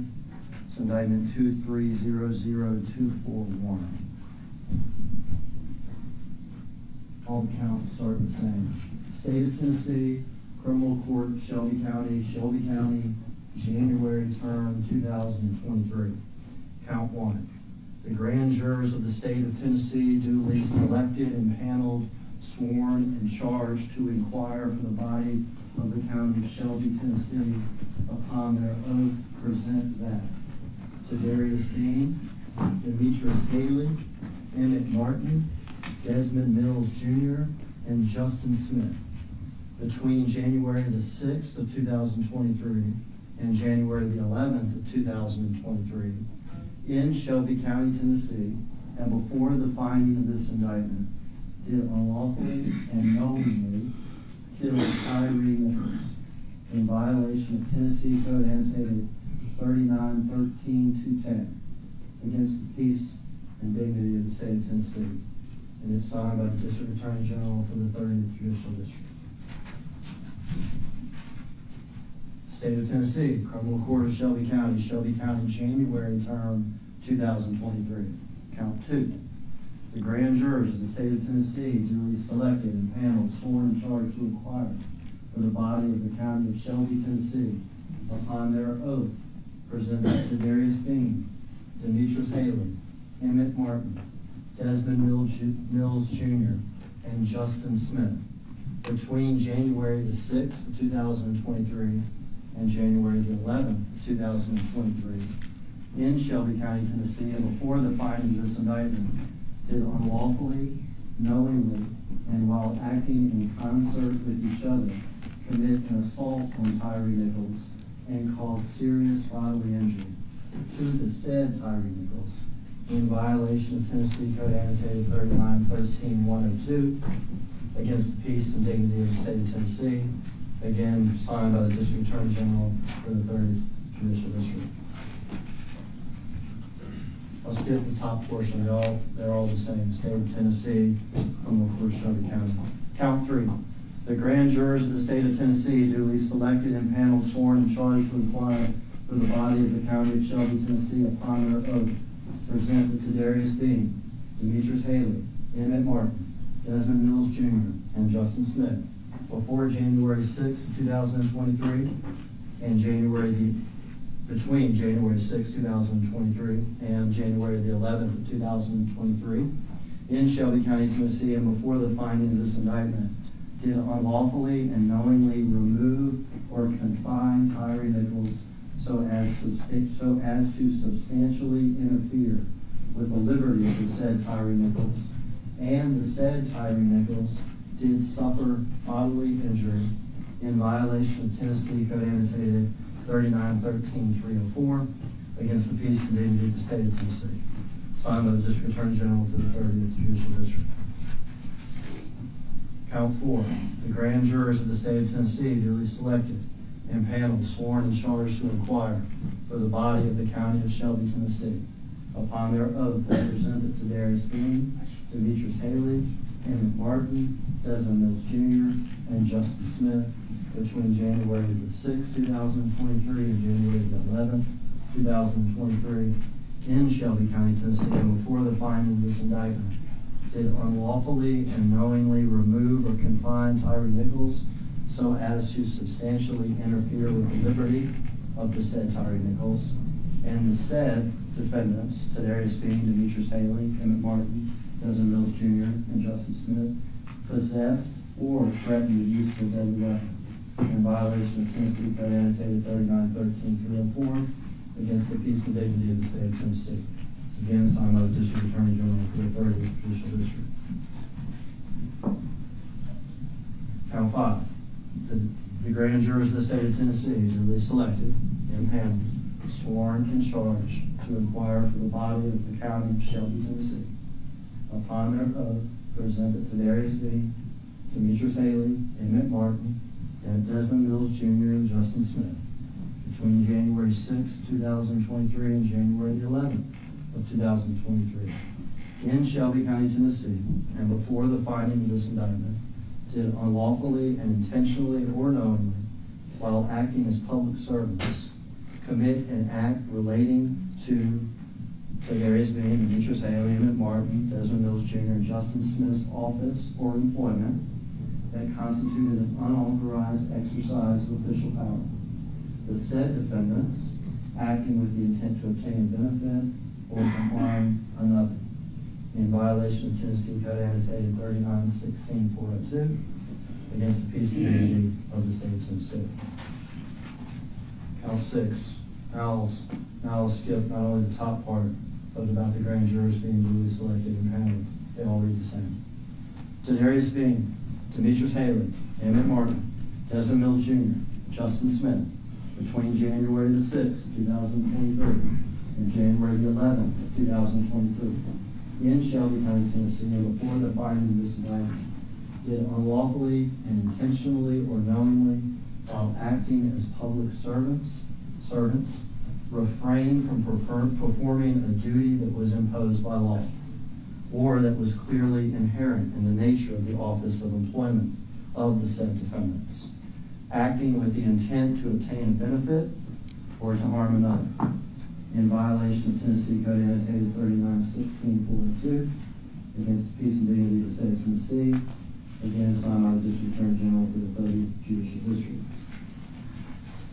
This is the last count.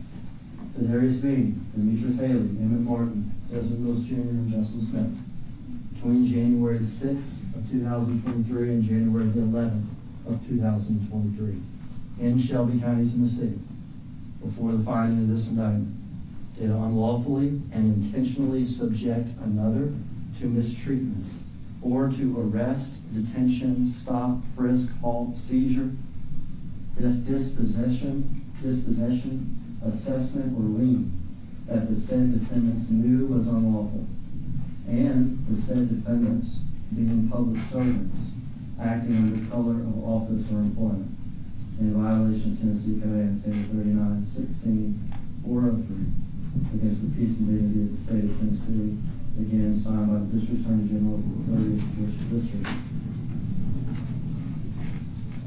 That is indictment 2300241, State of Tennessee versus all 5 defendants, Tadarrius Bean, Demetrius Haley, Emmitt Martin, Desmond Mills Jr., and Justin Smith. It is an indictment for murder in the 2nd degree, an indictment for aggravated assault acting in concert, an indictment for aggravated kidnapping, 2 counts, an indictment for official misconduct, 2 counts, and an indictment for official oppression, 1 count. It is signed by the foreperson of the grand jury, a true bill having been returned on January 26th of 2023.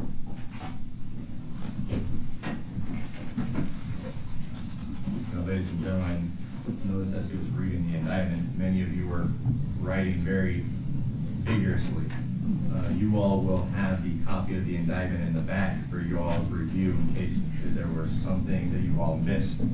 I know we just talked about you all not receiving a transcript. The indictment, along with all of the evidence that is entered as exhibits, will go back before you for your review.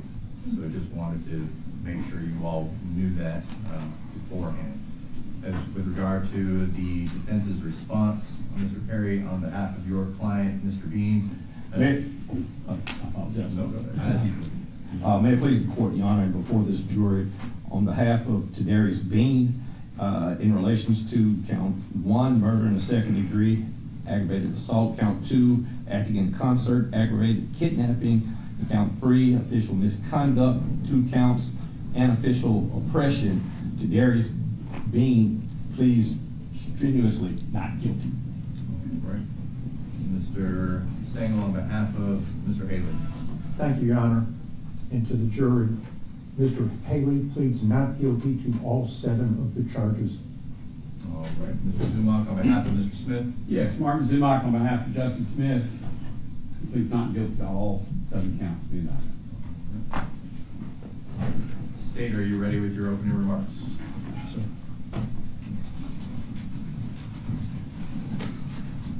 Guess we didn't promise y'all air conditioning.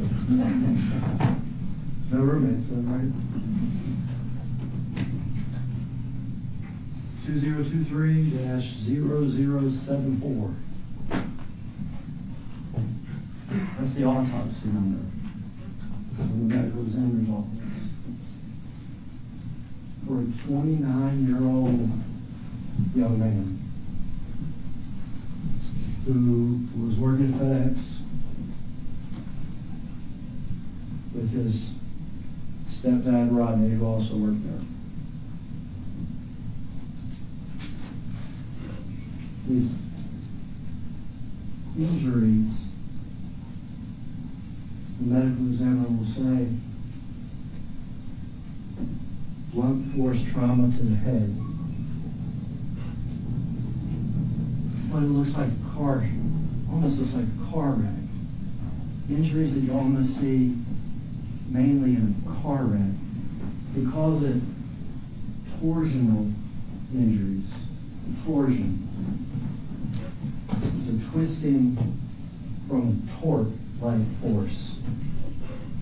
His head accelerating while his body is stable, like in a car wreck when you're restrained by a seatbelt, and your head accelerates so fast, whips back, and the twisting of that acceleration actually tears his brain and tears his brain from his skull. Except this 29-year-old didn't get these injuries in a car wreck.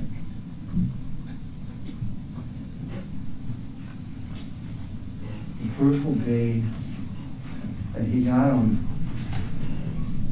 by being beaten to death by 5 Memphis police officers. The young man's name, Tyre Nichols.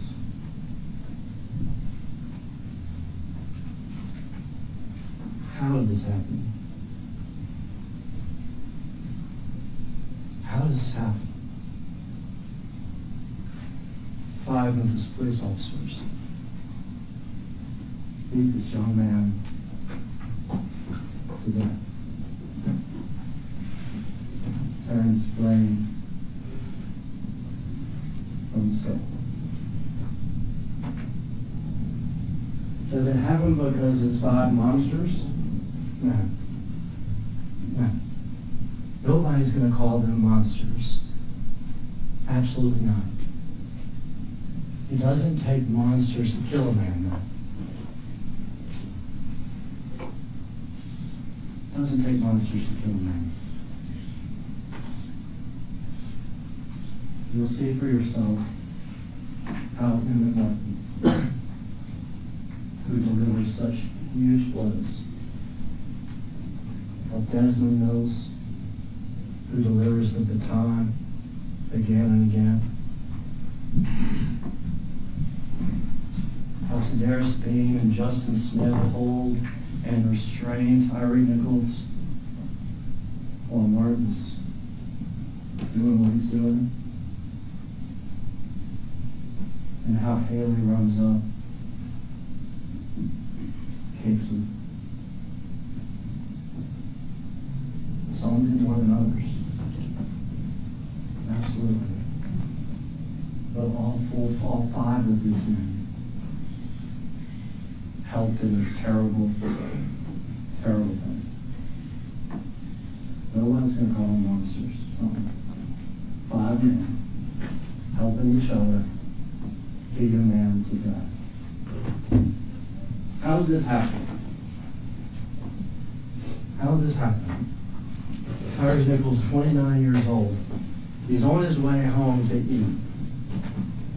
He's going to his mom's house. You'll meet her. Her name is relevance. Live in, I'm going to call it Hickory Hill. Y'all aren't from Memphis, but Hickory Hill is sort of East Memphis. A good 15 minutes from where we're sitting right now, away from the river. The river's Memphis's western edge. There's some big streets that run through Hickory Hill, like Ross and Rains. You'll hear those streets in this tribe. Those streets will have commercial type businesses and fast food places and things like that. But off those streets are smaller streets that are residential neighborhoods. So this is an area of Memphis where people live. Houses and neighborhoods and cul-de-sacs and all that stuff. It's a neighborhood where Ravon Wells is living, and that's Tyre's mom.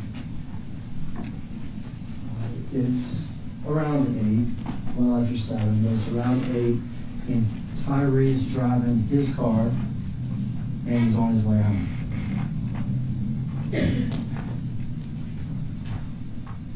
This is where, and you'll see for yourselves, all the answers we don't have, nobody has. There's limited information, but you'll see the information that does exist about how this started. Presumably, and I'm not going to take issue with it because there's not proof one way or the other that we can agree on or that we can point to as part of proof. Presumably, Tyre Nichols is speeding. Emmitt Martin is a police officer. All 5 of these men that are charged in this crime are police officers. They work together as part of a team that's called the Scorpion Man. That's not a bad thing. It's data-driven policing. Okay, so they send these guys aren't assigned to a particular precinct. Okay, and they're not assigned to like homicide or something like this. They're assigned to what's called the Scorpion Unit. They're sent out to various areas that maybe having a problem with whatever it is. They'll send unit out to make traffic stops and do sort of anti-crime suppression type activities. Okay, they're out in Hickory Hill that night. Presumably, and again, we'll see what we see. Emmitt Martin catches Tyre speeding. At some point, Emmitt Martin activates his blue lights. Whether or not Tyre saw that or not, we don't know. At some point, Tyre continues driving. Blue lights are activated. Who knows if Tyre saw it or not. Emmitt Martin stops his blue lights, turns them on. Drives presumably faster to catch Tyre Nichols. Probably a distance of 2 miles-ish, give or take a little either way, on one of these main roads. So no twists and turning like this, one of the main roads, and he reactivates the blue lights. Emmitt Martin gets out of his car, but there's also another car too, and that's Demetrius Haley. He's another one of these police officers, one of these 5 police officers, one of the defendants on trial this week. He stops too. Tyre Nichols' car is stopped, making a left-hand turn in the left-hand turn lane at the red light. Okay, on the main road, on the way back to his house. Tyre Nichols' car stops. He's waiting to turn, left-hand turn, the left-hand turn lane. Martin stops, Haley stops, and this traffic stop, this, guess what I'll call it, begins.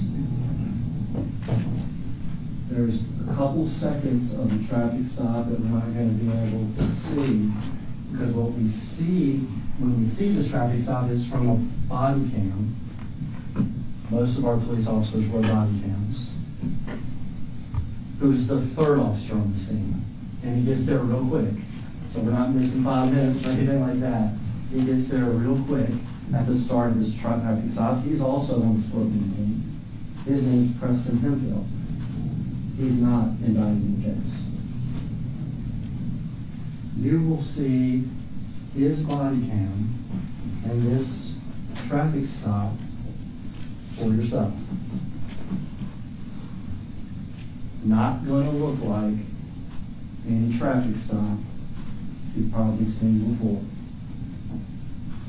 You will see Emmitt Martin rip Tyre out of the driver's side of the car. Tyre's by himself. You will see Emmitt Martin extremely agitated.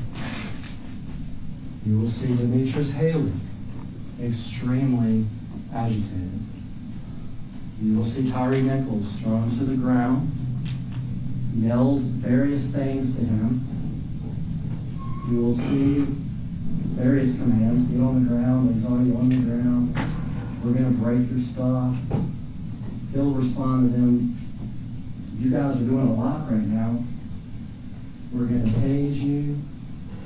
All sorts of stuff while he's there, and this is captured on body cam.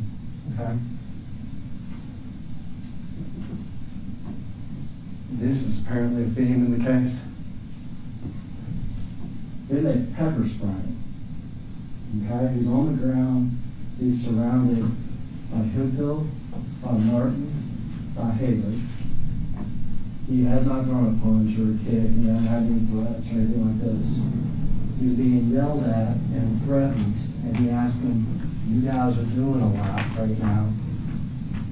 And then he's pepper sprayed, but in a theme of this case, the officers managed to pepper spray themselves. Okay?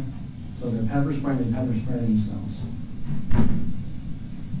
When they pepper spray themselves, Hemphill's also threatening to tase them.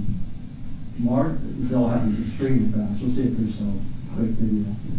Tyre gets off the ground and starts to run away. He runs in the direction of home, but he starts to run away. When Hemphill tases him, but it appears the taser doesn't really make contact, or only part of it makes contact. So Tyre's able to take off running. This traffic stop is going to look very confusing, very fast, and inexplicable. You'll hear Martin say when he rips Tyre out of the car past his body, something about his gun, Martin's gun. Tyre has no gun. Something about Martin's gun. Like maybe when he was ripping Tyre out, somehow Tyre's body contacted Martin's gun. You'll later hear Martin tell different stories about what happened. In one version, you'll even hear him make up a story about Tyre trying to get him. You'll see the video for yourself. Okay? And what's important, as I go through that for you, I want you to understand this because this is important. Whatever that first traffic stop is, the traffic stop I said you're not going to be able to make any sense of, where they're ripping them out of the car, throwing them on the ground, threatening them, pepper spraying each other, tasing them. They're not even charged with criminal conduct with regard to that. This story hadn't even started yet. They're not even charged with criminal conduct having to do with that. First, Tadarrius Bean and Justin Smith weren't even there. Okay? Now, Haley was there. Martin was there. But they're not even charged with that first traffic stop. Because what happens next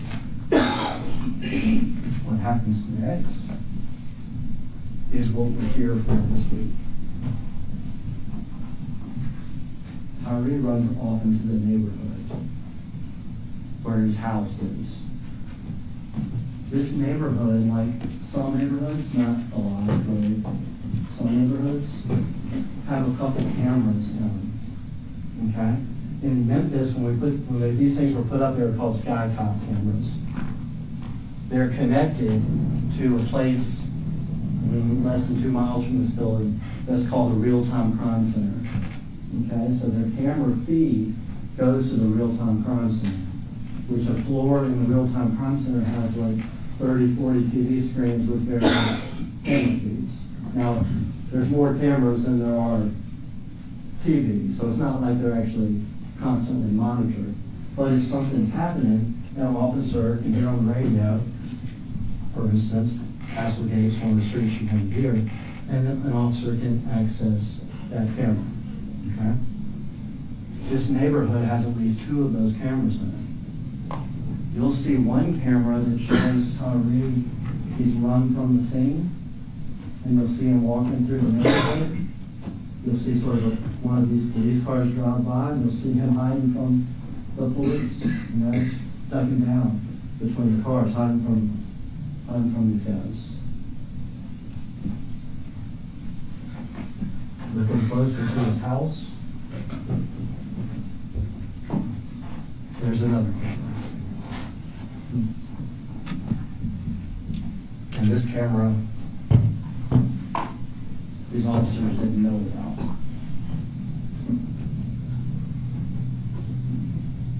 This camera catches what we're here for. The camera doesn't have audio. Some of the officers' body cams, you can imagine it's hard to see stuff in body camera, hands, feet, and everything. But the body cams have audio. So you'll see some of the body cams, the officers that have body cams on, and you'll hear the audio from the body cams. What we're here for this week is what you see on the camera these guys didn't know about. It doesn't take monsters to kill a man. It took 5 Memphis police officers who were frustrated, who were mad, and who let adrenaline and anger overcome them.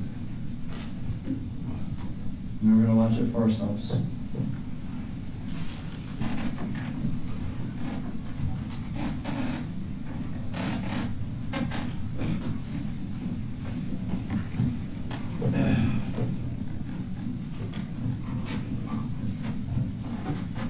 Camera has a swivel. This is in the neighborhood, Castlegate, 10th of a mile from where Tyre was pulled over, just hundreds of feet from where his mom lives. The call will come out that the officers are at this intersection right here, and an operator is going to swivel the camera.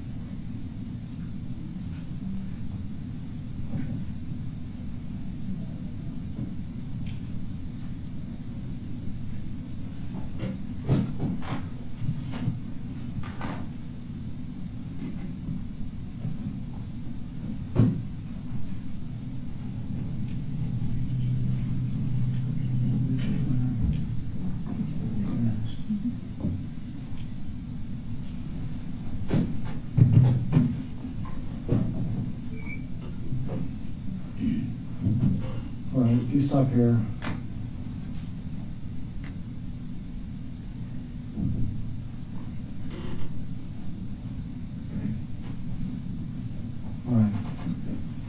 So we're gonna see two officers here. You'll see this video multiple times in this trial. It helps if you pay attention to the shoes of this man here with the white soles, because if you watch those shoes, you can tell what he's doing. That is Justin Smith, who's one of the defendants on trial. Tadarrius Bean is the other defendant, who's sort of on top of Mr. Nichols right now. Okay? There's a third and fourth man here that you're going to see in a second. It's going to be Desmond Mills, and it's going to be Emmitt Martin. I'll let the video play for a while, but let me tell you real quick what you're watching for. Bean and Smith right now, sort of on top of Tyre Nichols, definitely not delivering any sort of death blows or anything like that. Tussling him or flopping him around, something. But it's Bean and Smith who are sort of on top of him. Okay? You will see Desmond Mills. It may have already happened at this point. It's quick. Goes to pepper spray Nichols again, while Bean and Smith are doing whatever it is they're doing. Okay? And then what I told you was going to be a theme in the case. Guess what? Desmond Mills sprays himself. All right? So he sprays himself, and he's going to walk. He's going to take a break. Spray myself in the eyes or whatever. I'm going to take a break from whatever this is. That leaves Bean and Smith on top of Mr. Nichols doing whatever it is they're doing. Okay?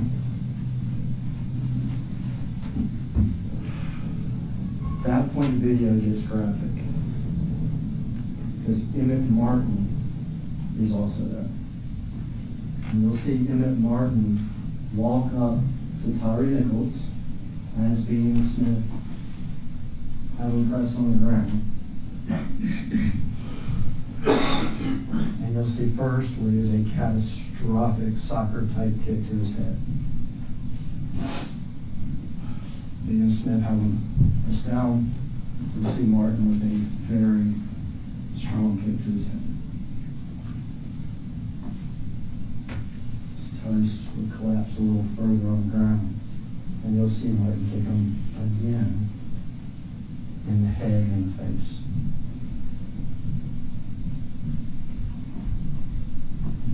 You won't see Tyre Nichols throw a punch. You won't see him kick. When you hear the audio, you won't hear him saying the threatening words or nothing. He'll take the second kick to the head. He'll take the second kick to the head. At that point, Mills, the one who sprayed himself and walked away, he comes back angry. I'm going to baton the fuck out of you. Smith and Bean hold in position him, and Mills baton strikes Tyre's arm. He'll tell you himself, just because he was mad. 1, 2, 3 times.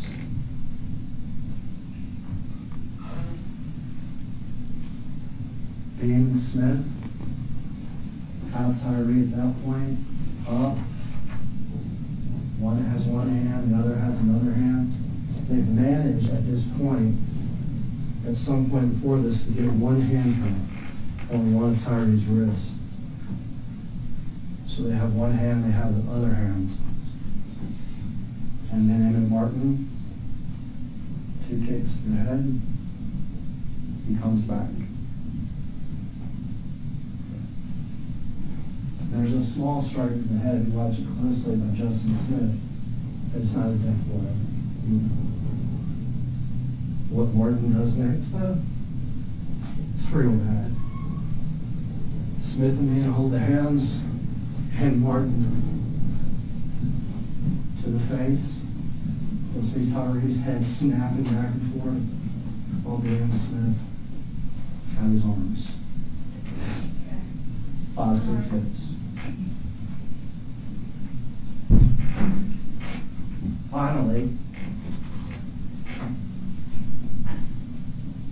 4-on-1, and Tyre is the smallest guy, doesn't throw a punch, doesn't throw a kick, doesn't have a weapon. Finally, they thrown him out on the ground. Well, it's over now, right? It's over now, right? I mean, Tyre kick to the head, baton strikes just because you're mad, holding them while Mark's hitting. Because don't forget about Haley. Don't forget about Haley. Remember when Martin made that traffic stop, there was Martin and there was Haley? What about Haley? He's heard where these guys are, so he's gotten in his car and he's driven there. He gets out the car and yells, "Beat that man's ass." Literally jogs up, has to do a sort of little sidestep. Tyre's totally flat on the ground, 4 or 5 people on him at this point, and he just kicks him just to do it. Don't forget about Haley. And if that's not enough, Martin, I'll better come over there and kick him one more time too. Both big kicks. At this point, there's even other officers.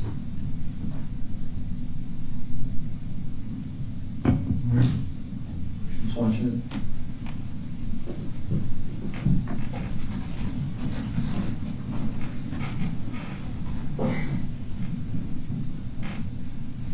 That's Bean, Smith, Tyre's on the ground.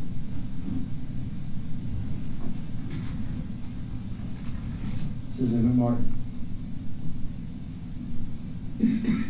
Let's do his head.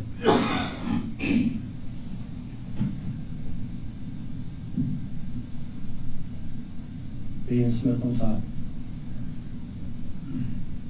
Let's do his head.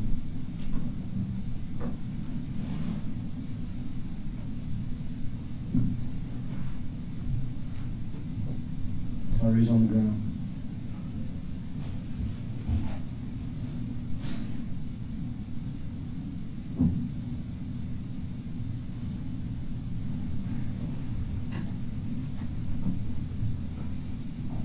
Here comes Mills. I'm going to baton the fuck out of you.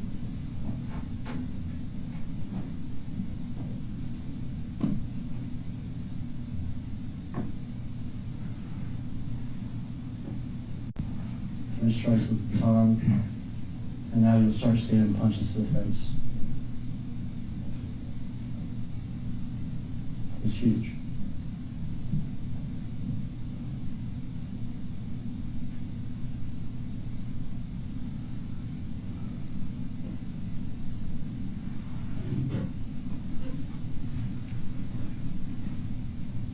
It's 5 or 6 punches to the face by Martin while Bean and Smith have his hands.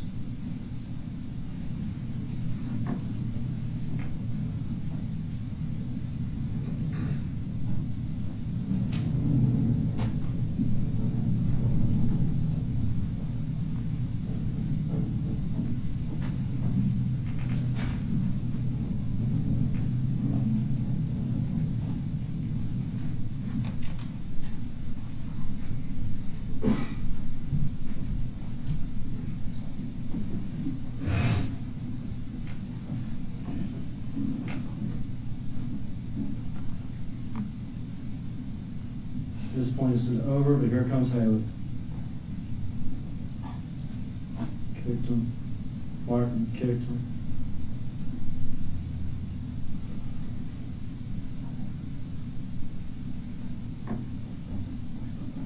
So.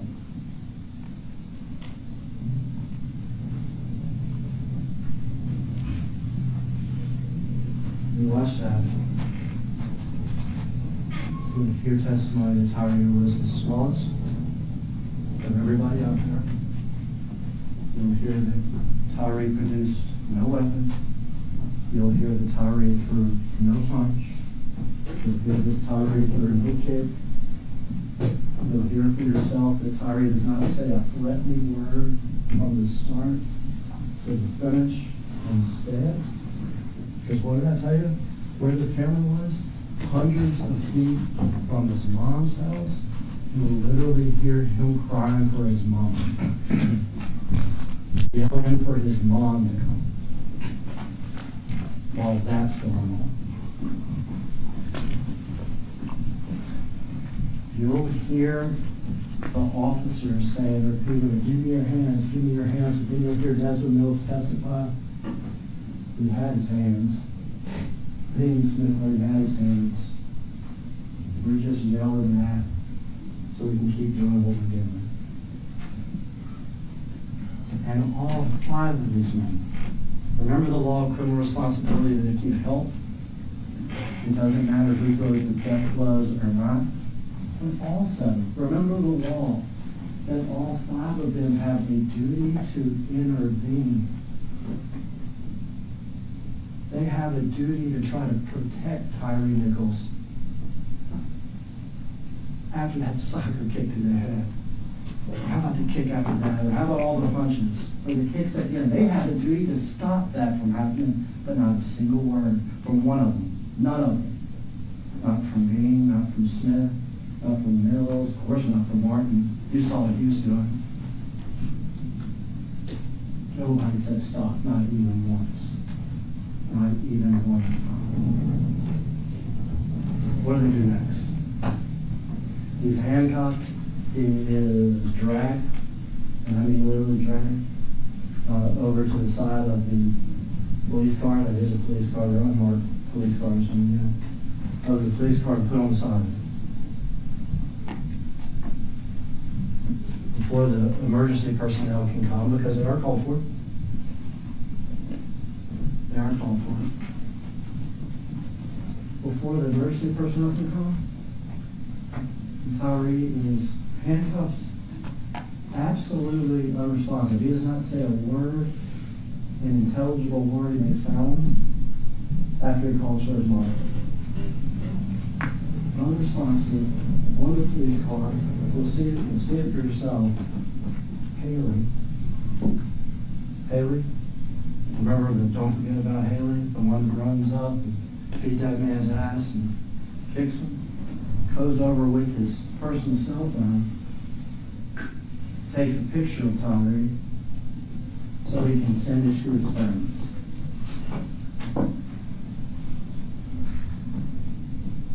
And these men have a duty to protect him. They have a duty to protect him, so what do they do when the emergency personnel respond? Do they tell them, look, he's gotten some hits to his head? Nope. Do they even make up a story like he fell and hit his head? Nope. They tell the emergency personnel, oh, he must be on drugs or something. He got pepper sprayed. But not a word. Hey, check his head out. You saw his head snap back up, he did. Probably hadn't. Not a word. And it goes on for minutes and minutes. The officers walk away, they motion, they take off your body camera. They sat on the side, but you can still hear what they're saying. Man, we hit them with so many pieces. That's what they say, that's what they call it. We were all rocking. Martin starts making up crazy stories about the traffic stop. He was driving on the wrong side of the road. He swung at me. While Tyre literally sits there on the camera. You'll also see him collapse over. In handcuffs there at the side. Sits there dying. Not a word from any of these 5 men about hit to the head, trauma to the head, or anything.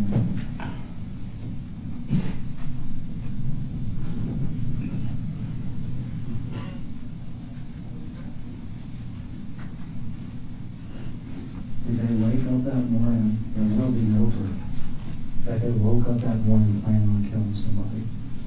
Like I said, not monsters, but men, overcome by anger and frustration and overcome by the moment, who literally beat a man to death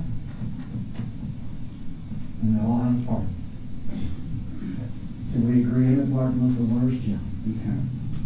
But they all had a part, and they all had a legal duty to stop it. Tyre Nichols is the victim's name. We're going to ask for justice for Tyre. This happened because these officers were overcome, reason one, and reason two, because they didn't know that whole camera was there.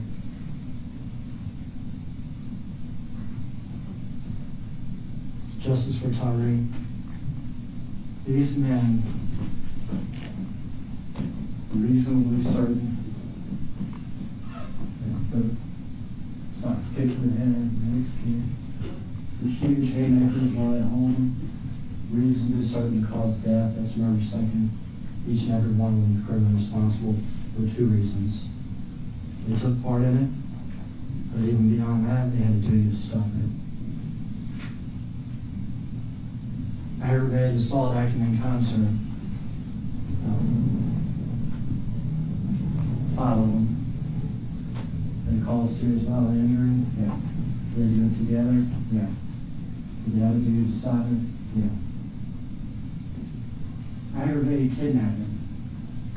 Not talking about ransom notes.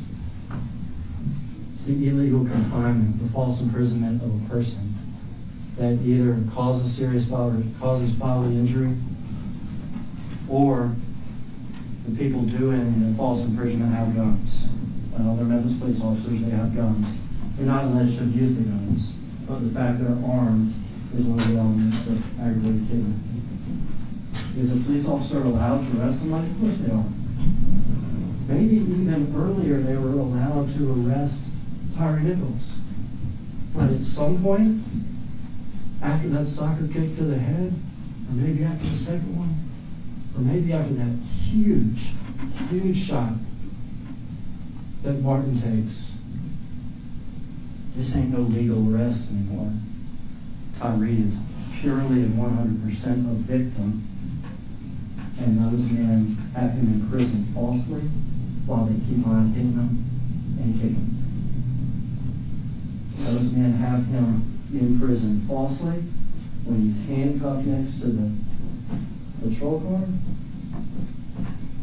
and they're not even telling the medical personnel about the head wounds. Official misconduct. They had a duty not to do this. Official oppression. They had a duty not to do this, and they put Tyre through hell. At the end of this, that's what we're going to ask you for. Justice for Tyre Nichols.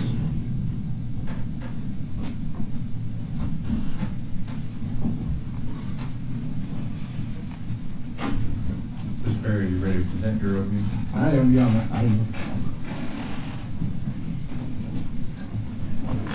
Okay, please, court.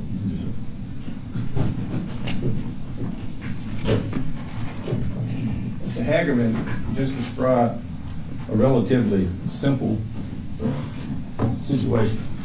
Mr. Hagerman described a relatively easy case. If you look at an overhead camera, and if you start off with the notion that they didn't know that it was there, these trained men that on a nightly basis go out into the most dangerous areas of Memphis, do the most dangerous job in Memphis, are supposedly not aware that the cameras that they rely on in doing their job over and over again is not there. That it's a gotcha moment. That would be okay if Mr. Hagerman had stood before you all, looked you in the eye and said that Tadarrius Bean, as he's out there on this, be on the lookout for a person who has been tased, pepper sprayed, and overcame 3 officers. If he had looked you in the eye and told you Tadarrius Bean has to hit start on his body-worn camera to record it, it would be close to not disingenuous if Mr. Hagerman looks at you in the eye and says, you know, that camera that's 100-something feet in the air, doesn't really capture the story as well as the body-worn cameras, because you can hear the 59 times that he's asked to give his hands. If Mr. Hagerman does not describe the fact that while he's on the ground doing whatever he's doing, that Mr. Bean has just run 80 yards with 40 pounds of equipment on, trying to capture somebody who made eye contact with him, and he asks him, hey man, and as soon as he gets the word man out, he takes off running. It would be an easy case if that night they didn't report to work on Flickr and discuss the fact that they had a spike in crime in that particular area, and that's where they're going to. They say their prayer, and they get out of there, and they go to those particular areas because their work is important work. Police work is dirty work. It just is. It doesn't mean that the men are dirty, and he continues to say, I'm not calling them monsters. He can't call them monsters because y'all got common sense. He can't call them monsters because the evidence does not bear the fact that these men are monsters. I will start with what I agree with. I agree with the fact that they left Flickr going to East Memphis. I agree with the fact that there was a person seen speeding, a suspect. I agree with the fact that this person drove 2 miles after Emmitt Martin, who delivered blows, etc., cut on his blue lights and his sirens. What I don't agree with the fact is that there is a mystery regarding why he was ripped from a car. When he decides to drive 2 miles away from blue lights and sirens, it is high risk. These men are trained to engage in high-risk situations.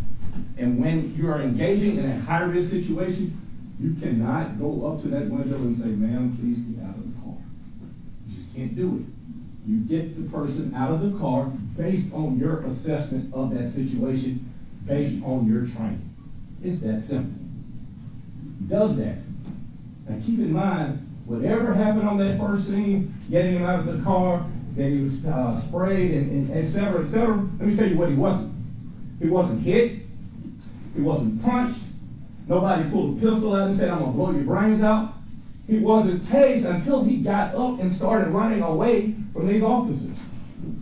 So let me be clear. While that stuff is happening, let me tell you who wasn't there. Tadarrius Bean.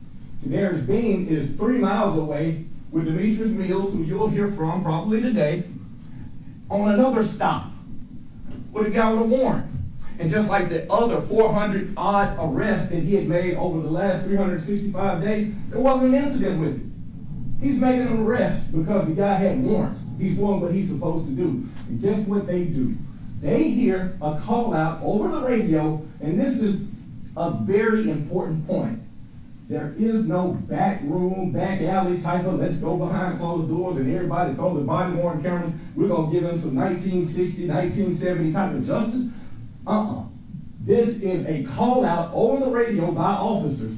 Man has been tased, pepper sprayed, approximately 6 foot tall, 6'2" it turns out, and weighed about 180 pounds. So he might be the smallest out there, but I have news for you. That's an SEC wide receiver size. That's the size of a person who's athletic, who has the ability to run and to overcome 3 grown men. It's that simple. So the fictionalized stuff will stop this week. And you'll have the ability to listen and to assess the situation. And you will be able to assess it like you're doing it on a January 7th cold night at 8 o'clock, rainy night, ground wet, and guys that only want to make it home to see their families and loved ones doing the best job that they can do. So, while Tadarrius Bean is on this site and they're about to arrest a person who's in custody, who they're making small talk with, and he's saying, yeah, you got him, I knew it. What do? They have to let him go. Because when you hear that bolo call, when you hear your person who you just had prayer with and just talked about going out into the world to do what you're supposed to do in the city of Memphis, when you hear somebody say he's been tased, pepper sprayed, and he's got away from you, it tells you one thing. It's danger. Let's go. And so what do? They go. They drive that 3 miles and they start trying to do their job. You will see evidence that's clear that Tadarrius Bean, and they said, well, you know, they didn't have a talk about trying to hurt somebody. It's just the opposite. They didn't want to hurt anybody. They want to make it home. They want to be safe. And they want to do their job effectively. And that's all you're going to hear about. So at 8:32, the first interaction that Tadarrius Bean has with the person who subsequently will become Tyre Nichols, he makes eye contact with him while sitting in the passenger seat of a two-man vehicle. And he does what he has to do or he'll get fired. He doesn't have the option to say that this person on the bolo who just took off running, that, you know, I need to figure out if he's got a pistol. I need to figure out if he's got a knife. I need to figure out what he's got. He doesn't have the ability to see 6705 Ross Ridge and what you're all going to be able to see this week, Mr. Nichols hiding behind cars and leaving objects. He doesn't have that ability. So he doesn't know what he's left because, you know, unless he can have a crystal ball and say, hey, my job, I'm going to be safe, I'm going to make it home, all he has to do is to get out of the vehicle at that time and run like hell to try to catch this man on a dead sprint with 40 pounds worth of gear at night, and he does. Now, let me backtrack, because normally I don't try to talk about, I know my friend Martin over here is going to talk about what Justice Smith does, but there's a telling point in this. Justice Smith drives up while Mr. Bean is driving down Ross Ridge and in that area. Ask one question: where he at? Which way did he go? Which way did he go? No conversations, no nothing, but he went that way because he knows that my partner in arms might be out there trying to apprehend this person negatively. And they arrive on that scene simultaneously and they take him down. Now, there is a 3-minute struggle. You'll get a chance to hear all of that. You'll get a chance to hear the body on camera, but keep in mind that Tadarrius Bean cut his camera on. So you're not trying to kidnap, you're not trying to ag assault, you're not trying to rob or murder or anything else somebody when you are recording yourself. You'll see you'll see Tyre Nichols do everything but get his hands. He reaches up. And does he get kicked down and then beat down and all that? No. They slap his hands 4 times, hands away from the vest of Tadarrius Bean. And then they try to get him. Now, he talked about a recurring theme. This recurring theme of being pepper sprayed. Mr. Mills will come up. And Mr. Mills will testify about he pepper sprayed himself. If he's truthful and is consistent, he's going to also say, I pepper sprayed that whole area. And these other guys who didn't get a chance to go take a break and catch their breath and all this stuff, you know, you'll hear information about that first scene, and you're going to see Mr. Hemphill on that first scene. You're going to hear him hocking phlegm for an hour because he was pepper sprayed. He's not able to catch his breath, blowing his nose over and over. But during that time, who did not have the luxury to let this person go? Tadarrius Bean. Tadarrius Bean, and you'll hear about him. Graduated from the University of Mississippi, 2020. He goes to the academy in 2020 in August. January of 21, he graduates and he starts as an MPD officer. He was a patrolman too. He had no write-ups before that night. He had no complaints against him before that night. He had no issues or accusations of misconduct before that night. Had no verbal or written reprimands. He took his job dead seriously. He's assigned to Team 1 of the Scorpion Unit, which, by the way, is considered the best of the team in the Scorpion Unit. And he's the youngest member. And you'll get a chance to see what Tyre Nichols has done. And I don't want to get into Tyre Nichols prior to that night. I don't want to talk about who he was and all that. It ain't my business. I want you all to judge his actions. Consider the actions on January 7th, 2023. That he drove 2 miles away from blue lights and sirens. He was at Highway 385 in Riverdale. He drove all the way to Ross in Rains. You see that he ran from Bean after making contact. He refused to stop. He refused and resisted arrest. He was actively resisting the whole time. And you can ask the question yourself, does he have a right to do that? Does he ignore the lawful commands of the officers that are involved? Was he actively resisting by running and walking and pulling away from Bean? And you will get a chance to see the actions at 6705 Ross Ridge prior to the interaction with Detective Bean. Scorpion Unit, street crimes operation to restore peace in our neighborhoods. You'll see who it was. The brainchild of C.J. Davis, the chief. It was created in 2021. Consisted of 3 teams and focused on statistics related to crime spikes in certain areas. And team 1 was sent to these dangerous places to sometime execute warrants and things like that. It was effective. Knocked the murder rate down 18.5 according to Chief Davis. 18.5%. Went from 303 murders during the year before to 258. I've told you about the meeting on Flickr and what they did in the interim. You can go to the next one. You will get a chance to look at policy and training. You'll see MPD policy. You'll hear terms like active versus passive passive resistance training. High risk stops. Your testimony regarding the response to resistance policy of MPD, and you'll hear about hard hands. Now, kicks might not be the most tasteful sounding thing, but kicks are number 1 in the hard hands policy. It just is. And they followed the policy. You'll see the use of force continuum. You'll hear test questions that were given through the MPD Training Academy and how they discuss things like tunnel vision. When you're trying to look at a person and you're trying to hold on to them and you're focusing on one thing while other things might be happening. And you'll see training regarding the taser usage and when it's most likely to happen and when it's done the right way. And you'll hear about handcuffing.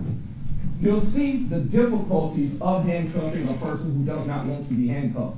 And it will be consistent testimony that is one of the most difficult aspects of the job. It is what it is. You'll see aspartame usage training.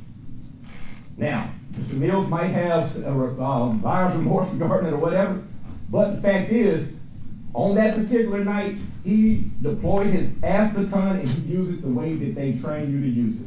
3 strikes to the arm. If it doesn't work and give planning compliance, you put it up. That's what he did. Now, go to the next one. You'll get to weigh the witnesses. Some witnesses might not want to take a chance. They say, hey, you know what, I will do a plea.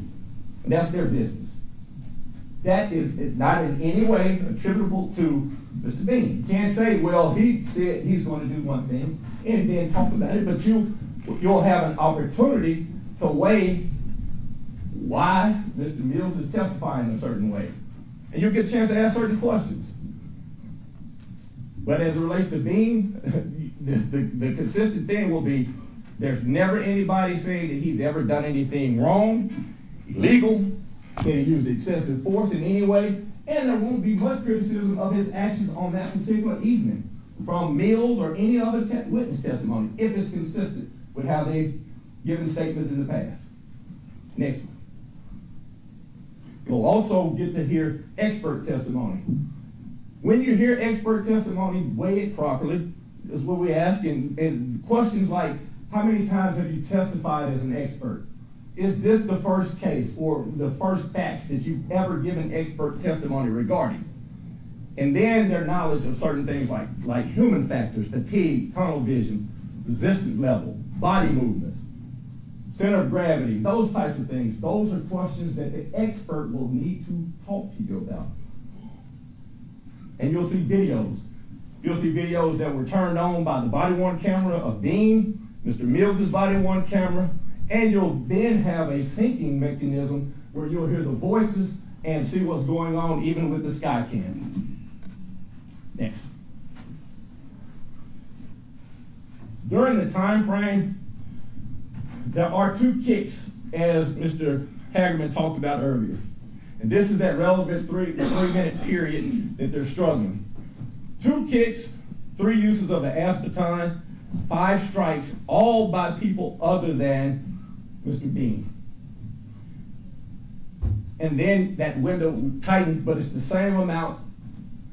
3 hits with the espeton, 1 with an open hand, 2 punches. The punches are done by Mr. Martin. And you'll see that we're talking about the punches happening within a 13-second window. So while they are holding one hand that's cuffed, one hand that's not cuffed, you'll have expert testimony about the danger of releasing the hands. Because if you release a cuffed hand or a hand that's uncuffed when a person has a cuffed hand, he has a weapon way more dangerous than anybody on that scene. The jagged edges of a handcuff can kill you. Now, this will isolate the actions taken, and it's just a demonstration of what you're watching from that scene and from the video as it relates to the movements made by Tadarrius Bean.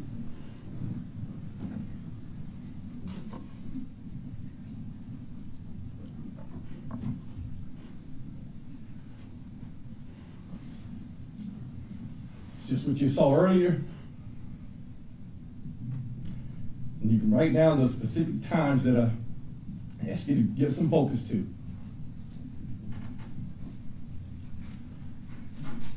That's at 20, 33, and 57.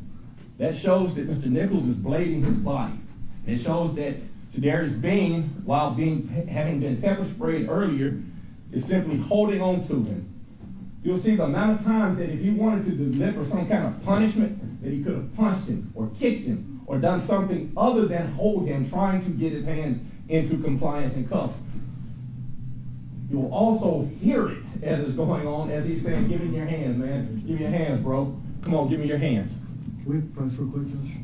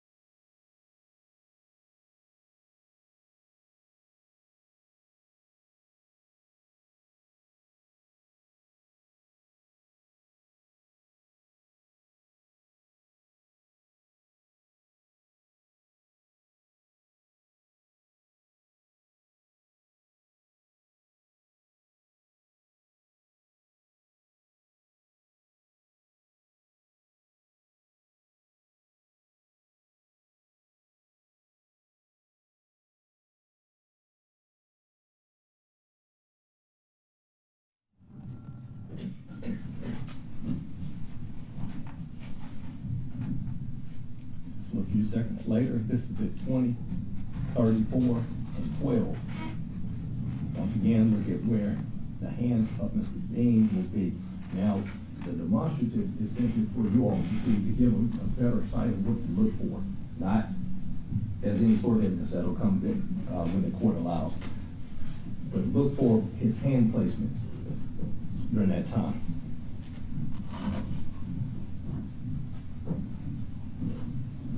And that second later when Mr. Martin comes up and he does kick once at his head and once seems to land.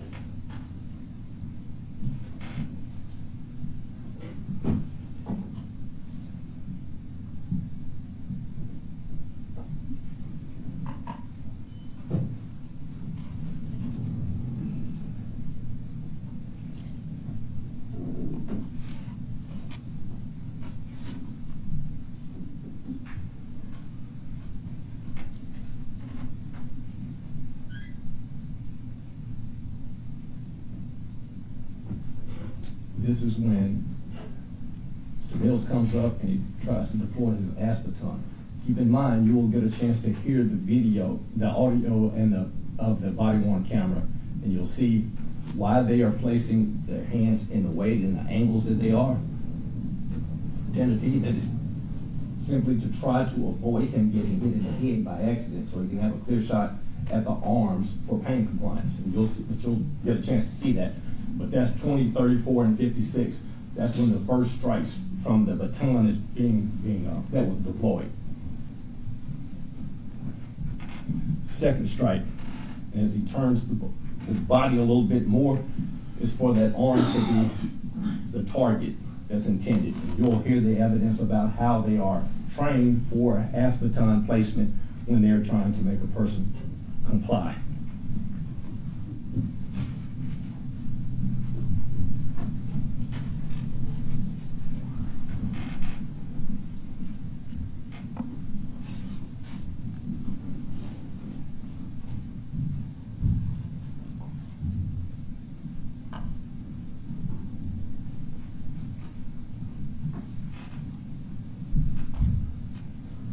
Now, you'll have the opportunity to see how Mr. Nichols gets up, whether or not he stood up on his own or whether or not somebody stood him up. During this time, one of the hands have been handcuffed, the other hand has been freed. Mr. Bean has grabbed him by the waist, and that's at 20:35:08.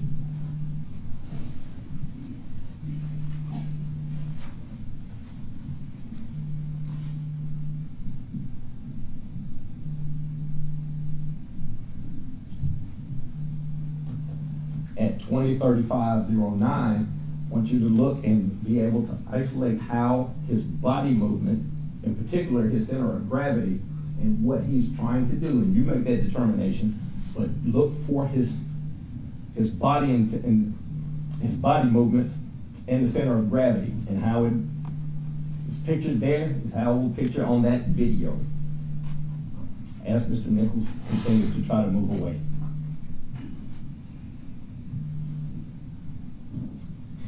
At 20:35:10, you make the determination on whether Mr. Bean is trying to take Mr. Nichols back down to the ground, or if he's standing them up as the state has indicated.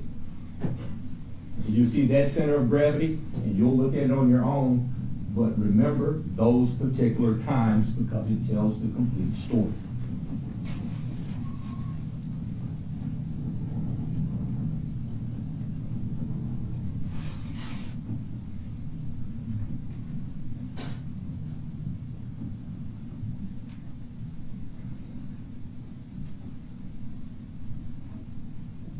And that is one of the hands, as I indicated earlier, one hand is cuffed, one hand is not cuffed, but has the potential for him to be free, and that creates a danger for the officers, and you'll have an opportunity to view that complete video. And that just isolates what's at the top.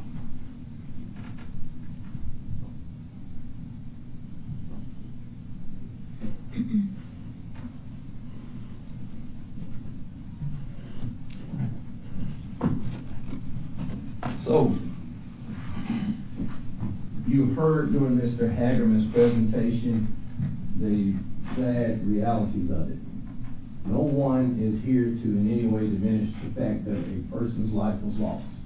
Simply saying that that person's life was not lost because these officers had some bone to pick or some gripe or trying to do something punitive to this person. Simply trying to do their job based off of the information that they had. Mr. Bean only knows what came out on that call out. He only goes to that scene. He only strikes his hands during the time when he first arrives, and you'll see it on the body-worn camera of both Mr. Mills and Mr. Bean. Mr. Bean has been pepper sprayed just like Mr. Mills, except he doesn't have the luxury of walking off for a minute and coming back like Mr. Mills did. If Mr. Mills says that he was angry regarding the fact that he wouldn't give his hands, and so he used the aspeton out of anger, only he can second guess himself. But that's not Mr. Bean saying hit him with an aspeton.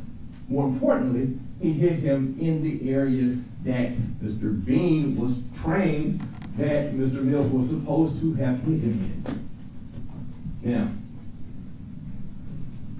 kind of glossed over it because it was on the PowerPoint, but you will see that the training under the conditions that these men faced, having been pepper sprayed and having an active resistor, MPD policy and MPD training trains you to administer blows way worse than anything you've seen. The training of Bad Bob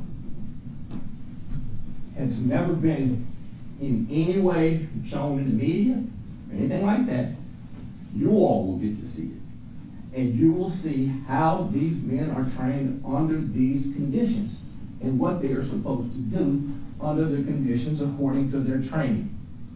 And we're simply asking that you not create some account of the actions that they were supposed to have taken in the cool, calm light of this room versus men that are acting under their training and discipline on that particular night. And with Mr. Bean, I'm gonna give emphasis to this as I sit down. Consider the fact that he had no prior incidents of anything. And on this particular occasion, he did not have the option to say, no, I'm not going to try to chase, and I'm not going to try to put handcuffs on this man. It's that simple. And I think that if you apply the law the proper way, all 7 counts will be not guilty. Men trying to do their job, and it's a dirty, hard job.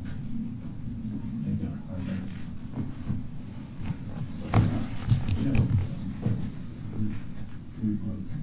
Ladies and gentlemen of the jury, your lunch has arrived, so we are going to take a break for lunch. We will come back, we will finish the opening statements and proceed with the case in chief. We're going to go ahead and allow you all to step out. If you can please leave your notes in your chairs. Also, as we talked about before, and we will say over and over again, please do not discuss the case with anyone. I know you've heard a little bit, but please do not talk about the case, even though you may not be intentionally doing so. As you talk about the case, you subconsciously start making conclusions about things. So please do not talk about the case, let anybody talk about the case with you, and we will allow you all to step out with the deputies. Thank you very much.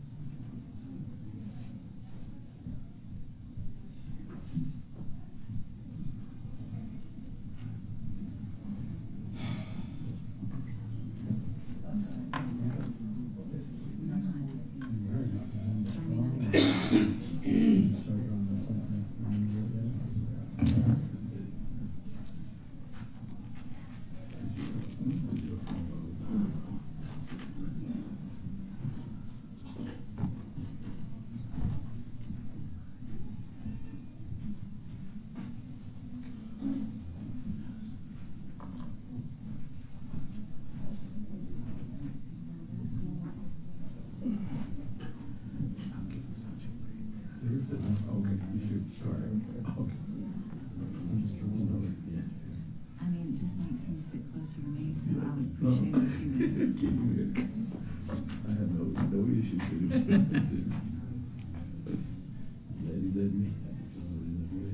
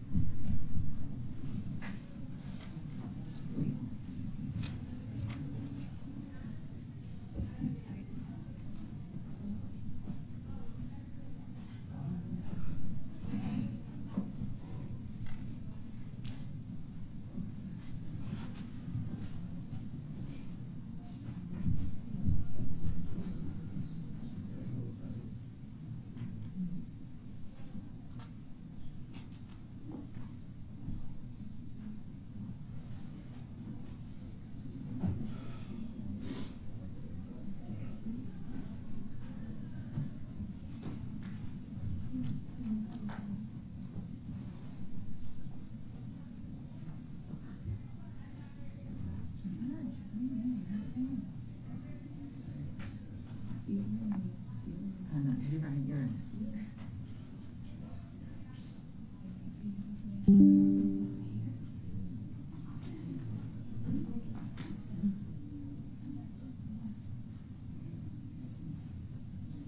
I wonder where they ate last night. Anybody ask?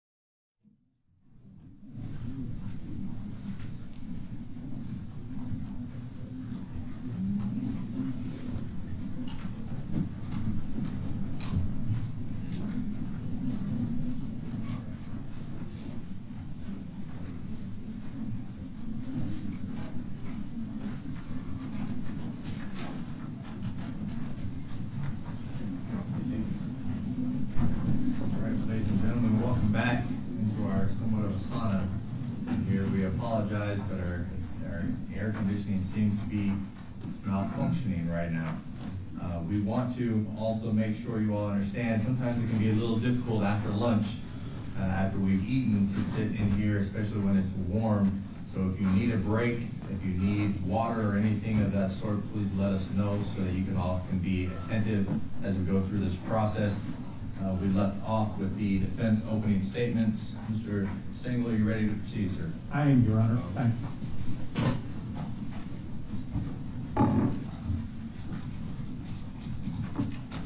Good afternoon.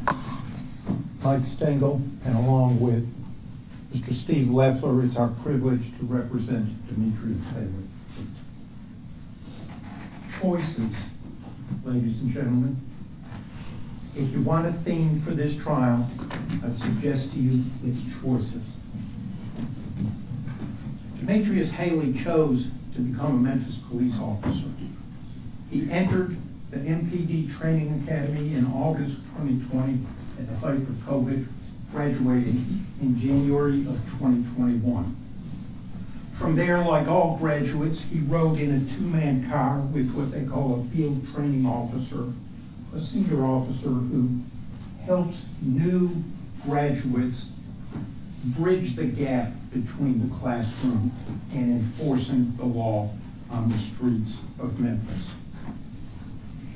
He successfully completed that field training program, became a patrolman, and in October of 2022, he was assigned to the Scorpion team. Scorpion Team 1. Scorpion was different, ladies and gentlemen. As Mr. Hageman said, they didn't have a precinct to patrol. They dressed differently. The Scorpion unit was a street crime abatement team created by the police department's command staff. And it was their job to go, they were assigned not a precinct, not a regular area to patrol, but based upon crime data that the command staff reviewed, they would send each Scorpion team, there were 3 different teams, to a particular area for a few weeks at a time. The highest crime, most dangerous areas of Memphis. And they were to saturate the area. Now they looked different and they dressed different, they had different cars. They were undercover cars. You've seen some of the video. Those 2 Dodge Chargers were Scorpion team cars. They were undercover. Unlike regular Memphis patrol cars, there was no in-car video on these undercover cars. They also had interior blue lights, not on top like patrol cars. They dressed differently. They were in all black. They wore sweatshirts, hoodies, black pants. They had tactical vests, police written on them, all in reflective. But they also wore masks, what I call watch caps. They had different radios. They had their own radio channel that was encrypted. Only the Scorpion team members could hear the radio traffic, unless, of course, they switched to the precinct channel or switched over to reach the dispatcher. And their job, designed by the command staff, was to go and saturate these high crime areas and make traffic stops. The law is very clear, and these officers were trained at the academy, that the United States Supreme Court has said, as long as you see a traffic violation, it is okay to make a traffic stop, even if you have an ulterior motive. And the command staff gave the Scorpion team members an ulterior motive. They needed a traffic stop, they needed a traffic violation to make a valid stop, but they weren't making the stop to write a ticket. They were looking for people with warrants, they were looking for guns, they were looking for gun switches, and they were looking for drugs. They were there to suppress crime.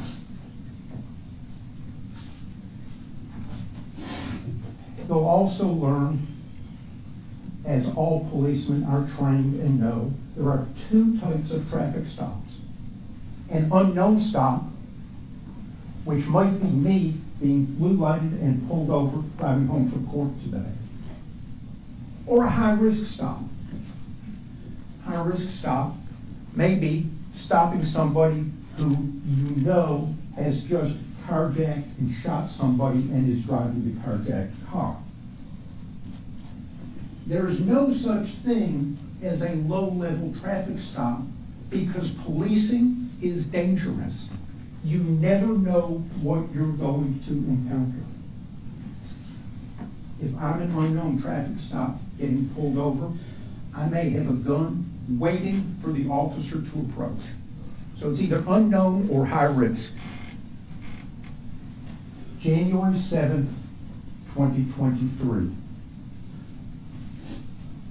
About 8:20 p.m. at an intersection on Riverdale near Quince Road. You'll learn these streets over the next week to 2 weeks. Just north of I-385, Emmitt Martin, a member of Scorpion Team 1, gets on the radio and says he's got a speeding blue Nissan Sentra that's just blown a light. He's going to pull it over.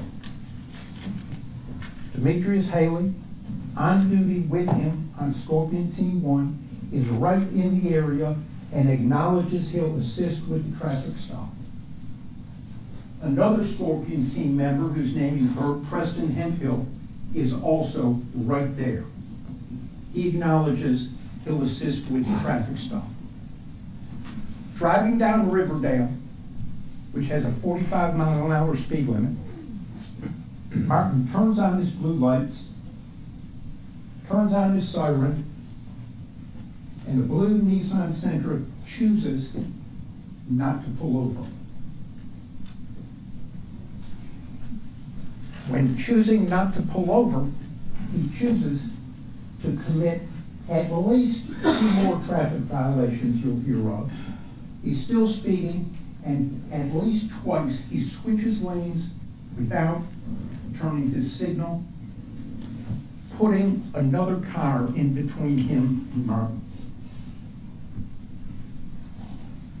Martin, Haley, and Hemphill are following the blue Nissan Sentra down Riverdale in excess of 45 miles an hour. The blue Nissan Sentra turns right on East Rains, and East Rains is also 45-mile-an-hour zone. There's a little crest in the hill before they get to Ross. The proof will show that Preston Hemphill got up to 64 miles an hour in this 45-mile-an-hour zone and was falling behind. He lost the other cars as they crested that hill. But he crests the hill, and right there at the intersection of Ross and Rains, the light is red.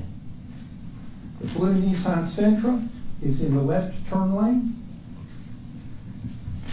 Demetrius Haley's car is on the left side, the driver's side, parked. Emmitt Martin's car is angled at the front passenger side. Hemphill, and you'll see his body on camera. You'll see virtually the entire stop because you see Demetrius Haley leave his car, you see Emmitt Martin leave his car, and of course the camera shows Hemphill leaving his car. The driver's choice not to stop, and you'll hear that it was obvious that the driver was avoiding pulling over when blue lighted with the siren. Martin announced on the radio that in police talk, the driver was getting little on him, disappearing, running, fleeing by car. That in and of itself, according to the officer's training and procedures, changes what would have been a routine unknown traffic stop to elevate the risk somewhat. Makes sense. People pull over for lights and sirens.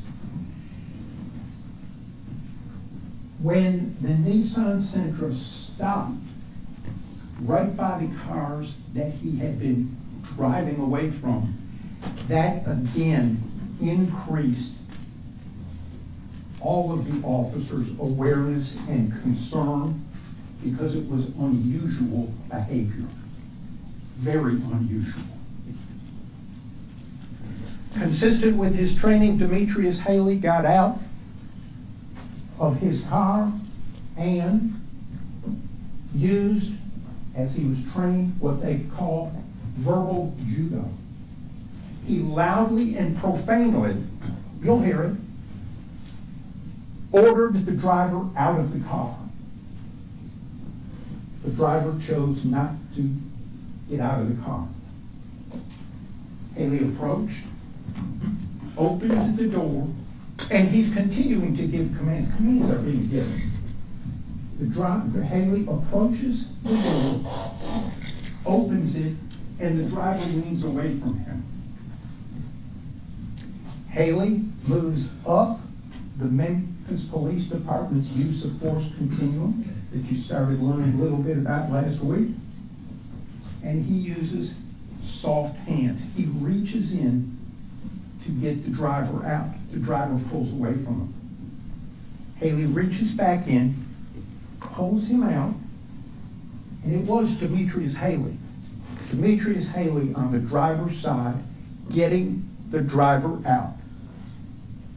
I think Mr. Hagerman misspoke when he said it was Haley, or it was Martin who pulled him out of the car. But it'll become clear as you look at all of the video and listen to the testimony. Haley got him out of the driver's seat using the soft hands technique and put him in the A-frame of the car, between the body of the car and the open driver's door, to get his hands behind his back, handcuff and detain him for this increased risk traffic stop.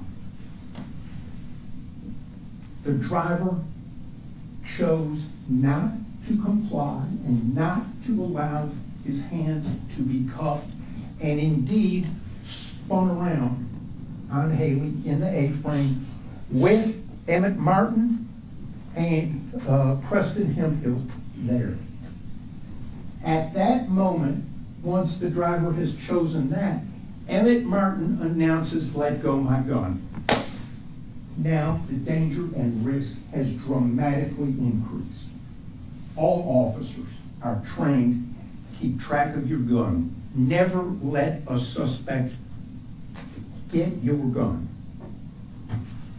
With that announcement, the driver is taken to the ground, where he still is not compliant.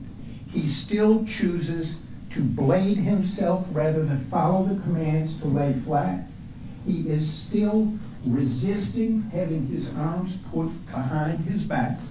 And Demetrius Haley uses his pepper spray.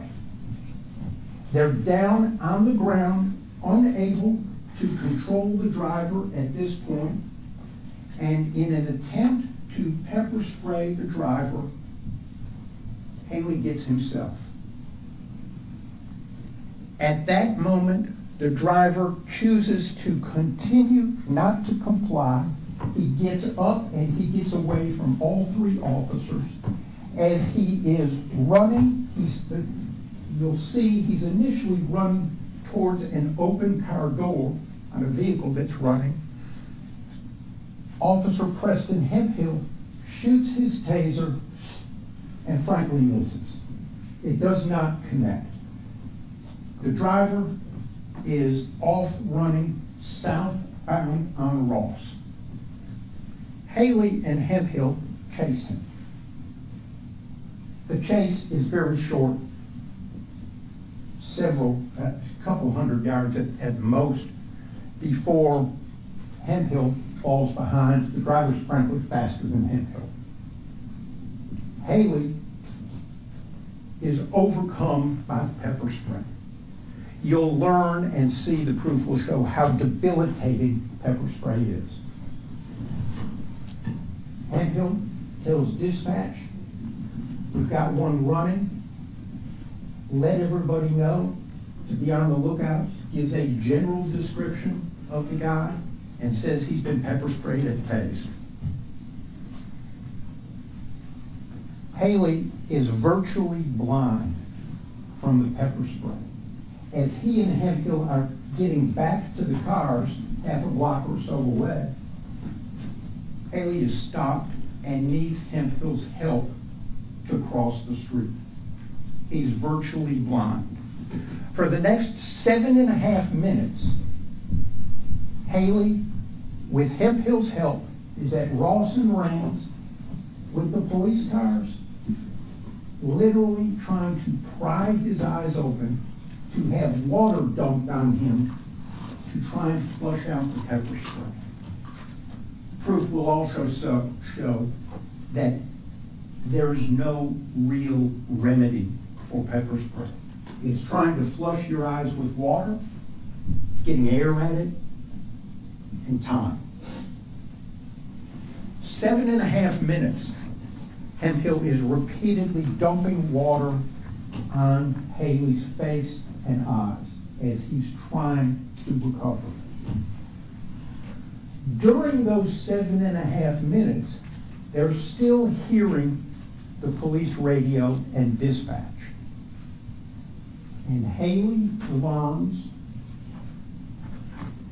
that other Scorpion officers, a two-man car first, driven by Mills with Bean in the passenger seat, see the suspect at Ross and Castlegate,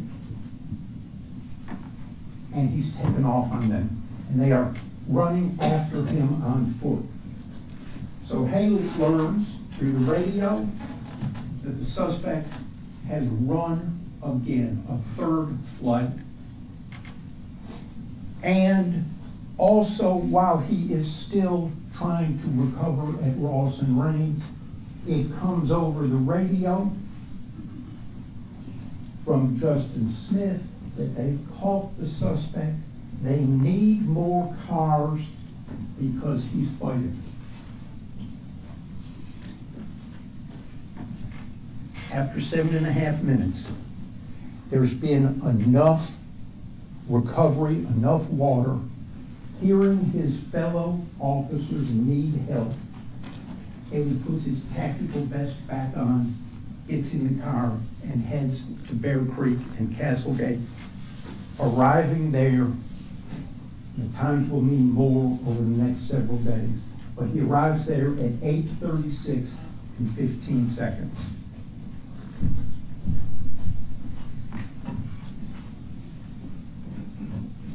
When he arrives, he knows this is the suspect. He knows he's fled 3 times. He knows he's gotten away from Haley, Hemphill, and Martin. He knows he's fled from Mills and Bean. He knows that Justin Smith has called for more cars because he's fighting. As he arrives, the driver and a couple of officers are down towards the ground. The driver has a handcuff on his left wrist, nothing on his right wrist. He is not detained, and the police training is that single cuffed wrist is a weapon, a potential weapon, very dangerous.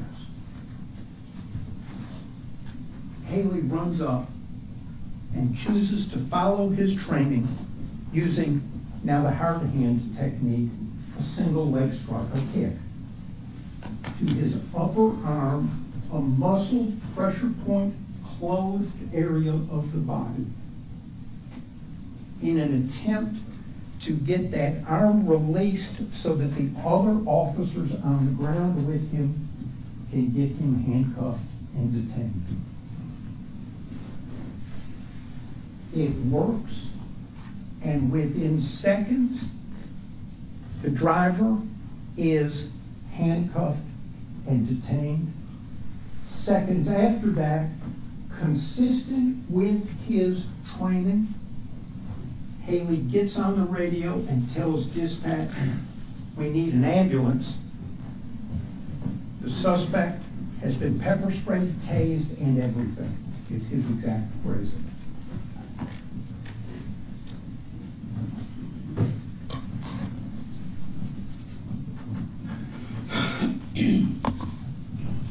You're going to hear medical proof.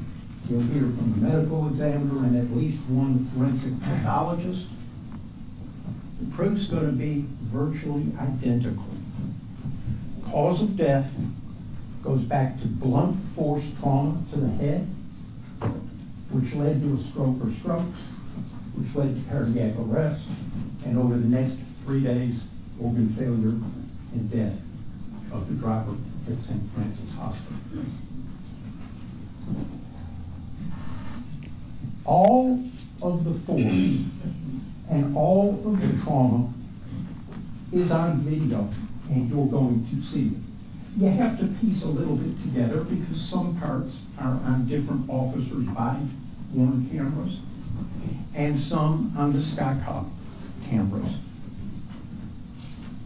But they all have a timestamp on them, and the body-worn cameras all have an identical camera number that I call an axon number. It's an Axon camera system, AXON, and then a lengthy number. So you'll know whose body-worn camera you're watching at the time you're watching it. At Ross and Rains,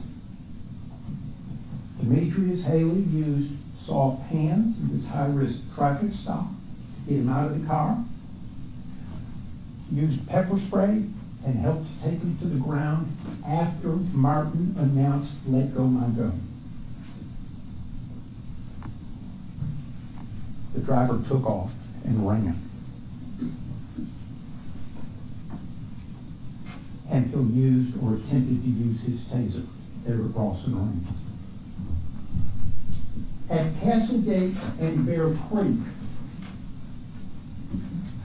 you'll see that the driver was tackled. I believe it was Officer Bean that was the first one to reach in and tackle him. Bean and Smith were the first two there. Mills was the third one there. Mills used pepper spray 3 times and the asp baton on the same right arm. Martin, you've seen once, kicked him twice in the head and punched him 5 times in the head and face. All before Demetrius Haley arrived.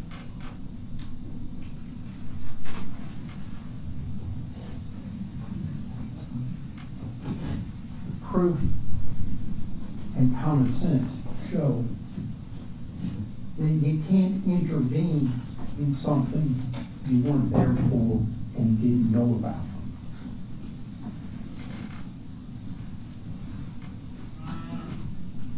Demetrius Haley had a duty to render aid, and he did. Once the suspect was detained, he virtually immediately called for an ambulance. While this is going on, back at Ross and Rains, Hemphill is still with the cars. And of course, he has notified the dispatch that medical response is needed because of the use of pepper spray and a taser.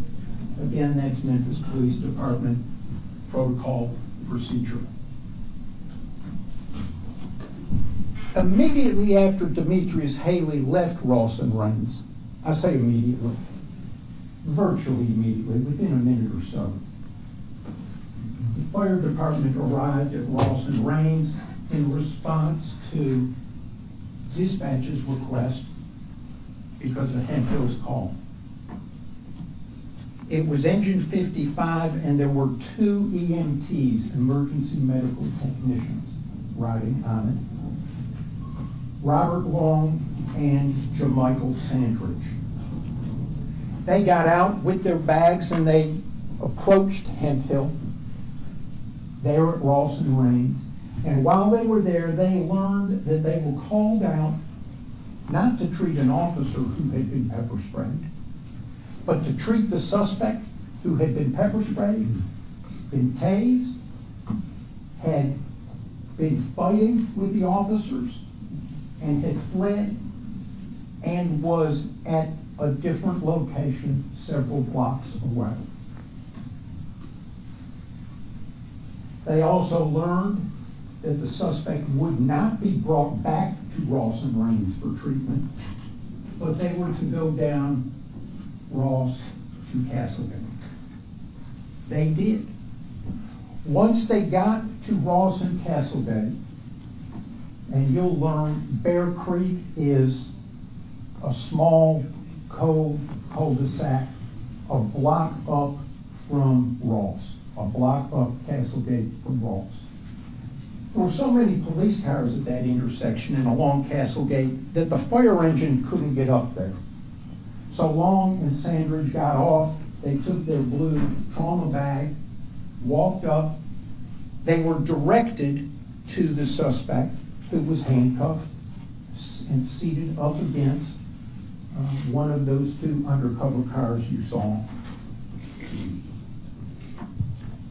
And they also overheard officers saying at the scene of Castlegate and Bear Creek that they believed that the suspect was on something.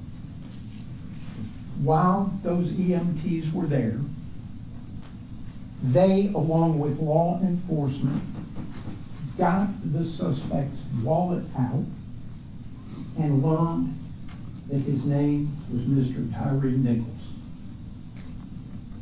He was nothing to Demetrius Haley or any other Memphis police officer other than the driver of that blue Nissan Sentra until that point.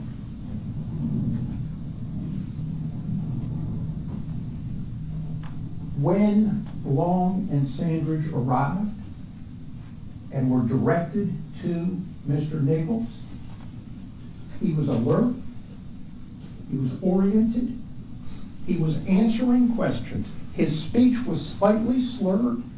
He told them he was 29 years old. He admitted that he had been drinking some alcohol. He sort of ignored the question about drug use. He neither admitted nor denied drug use. He just really didn't respond. He didn't complain of pain. He didn't say anything about what had happened. He repeatedly said, "I want to be uncuffed," and stood up. Those EMTs spent the next 14 minutes standing and observing Mr. Nichols. They also, can't remember if I said, they checked and his pupils were pinpoint, which to them was indicative of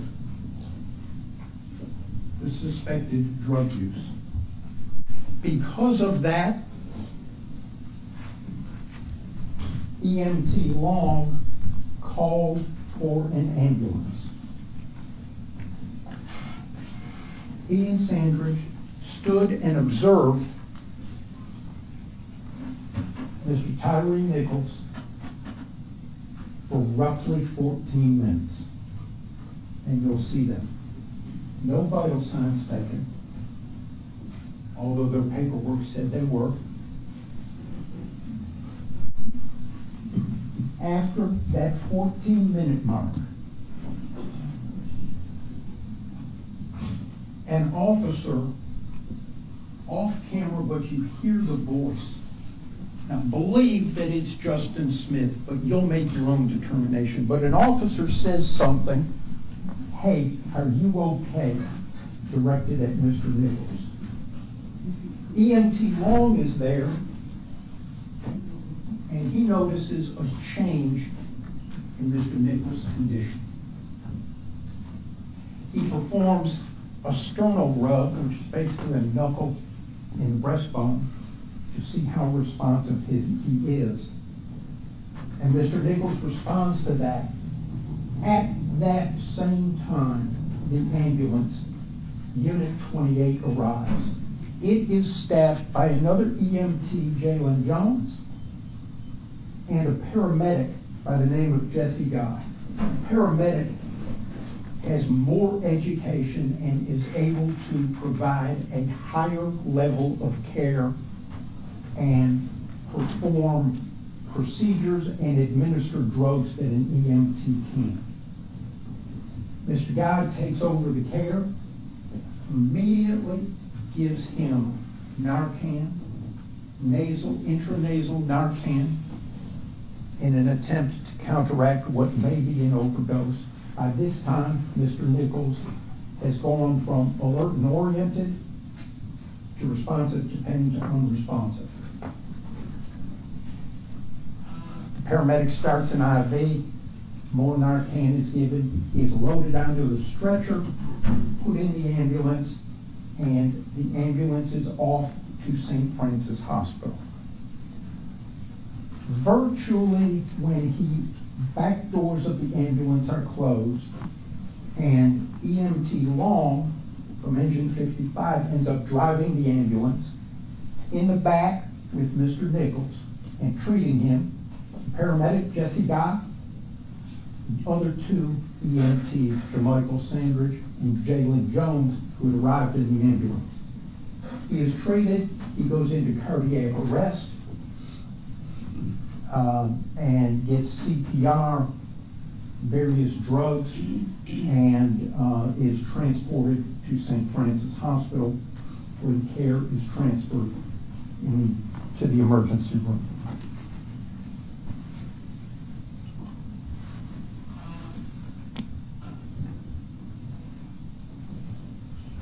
Ladies and gentlemen, the facts here are tragic and a tragedy. Demetrius Haley was present for portions of this. But a tragedy does not mean a homicide occurred.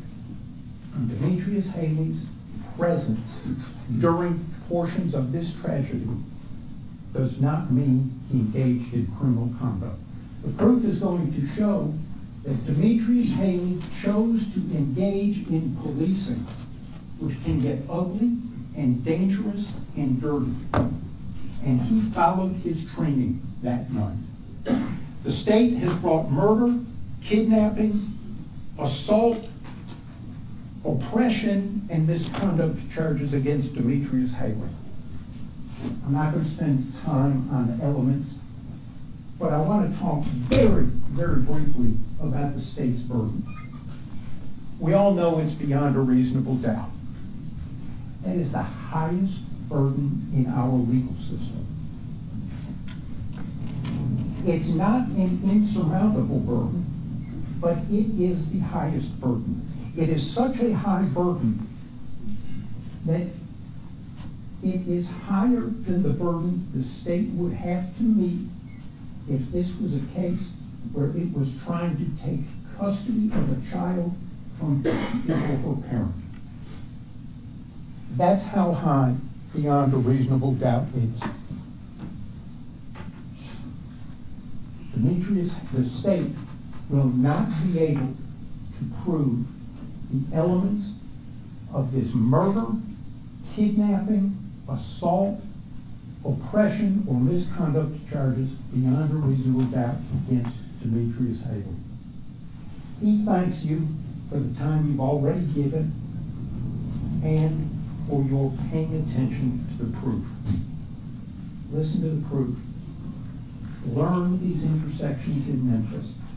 Look at the times on the videos.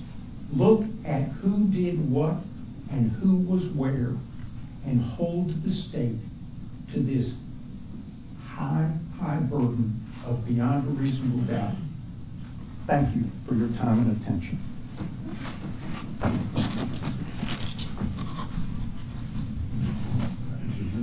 Yes, sir.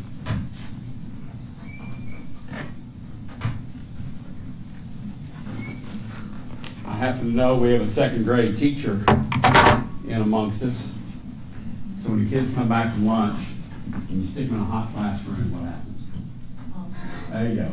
So Judge, with Your Honor's permission, could they stand up just stretch a moment? Because if anyone needs to stand up, or if you need a drink or need a rest, then you all are welcome to let us know. We will take that rest. Otherwise, we'll go ahead and proceed.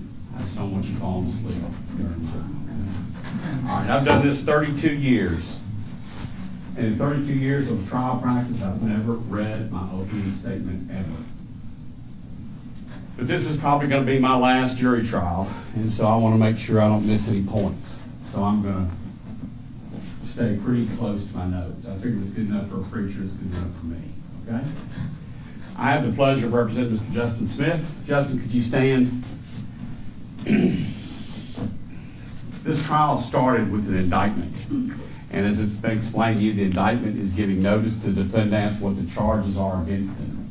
And you've heard what those charges are, ranging all the way from second-degree murder, all the way down to official oppression, kidnapping, aggravated assault. All right?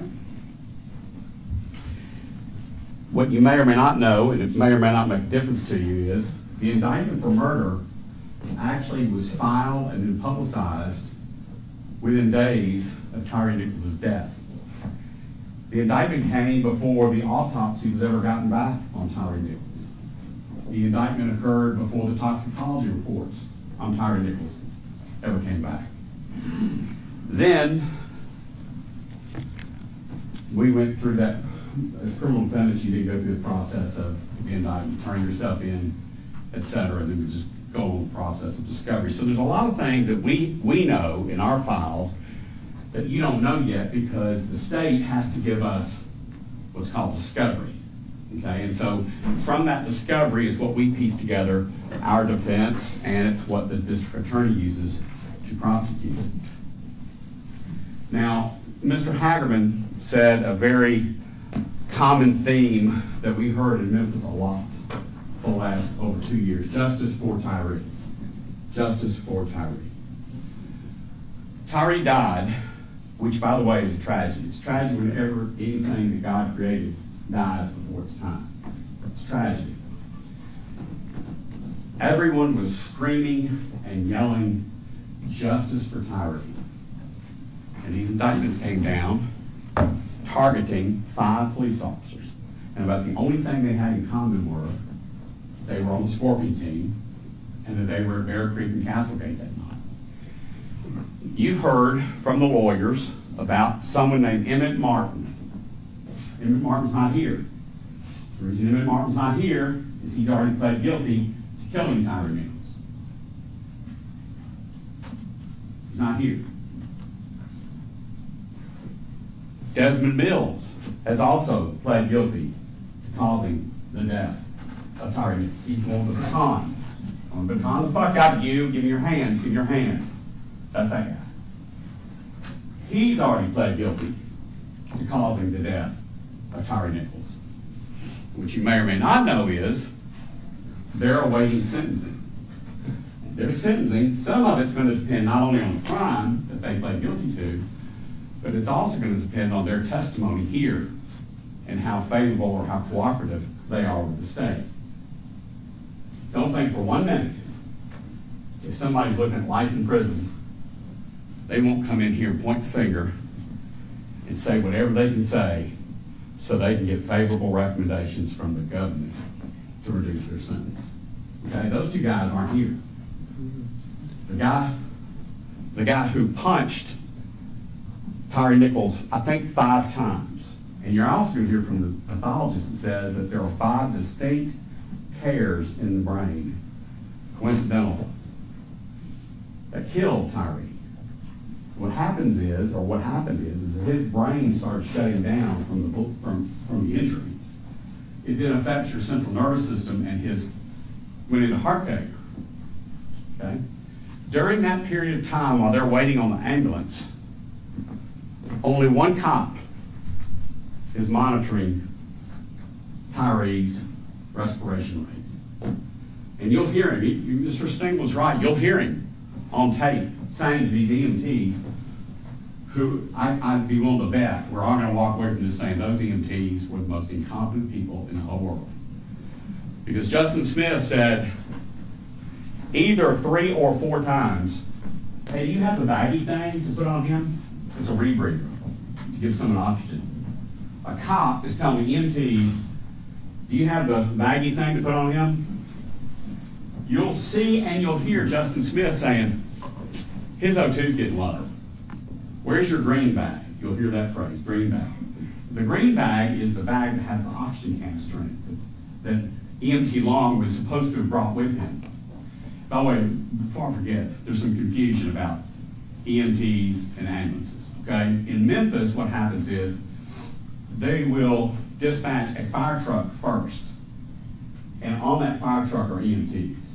So that's who first arrives, okay? Then, if the medical care is higher or needed higher, that's when dispatch will then send an ambulance. And you'll hear proof that ambulances are in very short supply in Memphis. So what they'll do is, in order to span that gap, they send the fire truck first. Now, I think Mr. Stingle misspoke. Hemp Hill is not who called for medical. It was Justin Smith, and you'll hear it at 13 minutes and 15 seconds on the dispatch tape. You'll hear that tape. The whole interaction starts at 9 minutes. That's when they're over there fighting at Ross and Raines Road and doing all that, okay? And the call goes out saying, hey, we have a black male suspect running southbound Ross Road who's been tased and sprayed. Every cop who's going to come in here and testify will say, when you hear that, that means he's going to fight. If someone's been tased and sprayed and he's running, he's going to fight. And so when an officer calls for assistance because of a fight, you come. That's what Mr. Perry mentioned about how they actually let a suspect go so they could respond to help, okay? But listen on the dispatch tape. At 13 minutes and 15 seconds, it's Justin Smith who comes up on the radio, who's not even there. He's responding to the call for assistance. He tells the dispatcher how to do her job, apparently. Hey, go ahead and roll MFD now if chemical agent has been used. Because they know they're going to decontaminate it. Okay. That was Justin who called before they ever even caught Tyre Nichols. So at the end of this, don't tell me that Justin Smith was not concerned about the medical care of an unknown suspect who had not been searched, who had been fighting with the police, who had been tased and sprayed, that Justin Smith was responding to.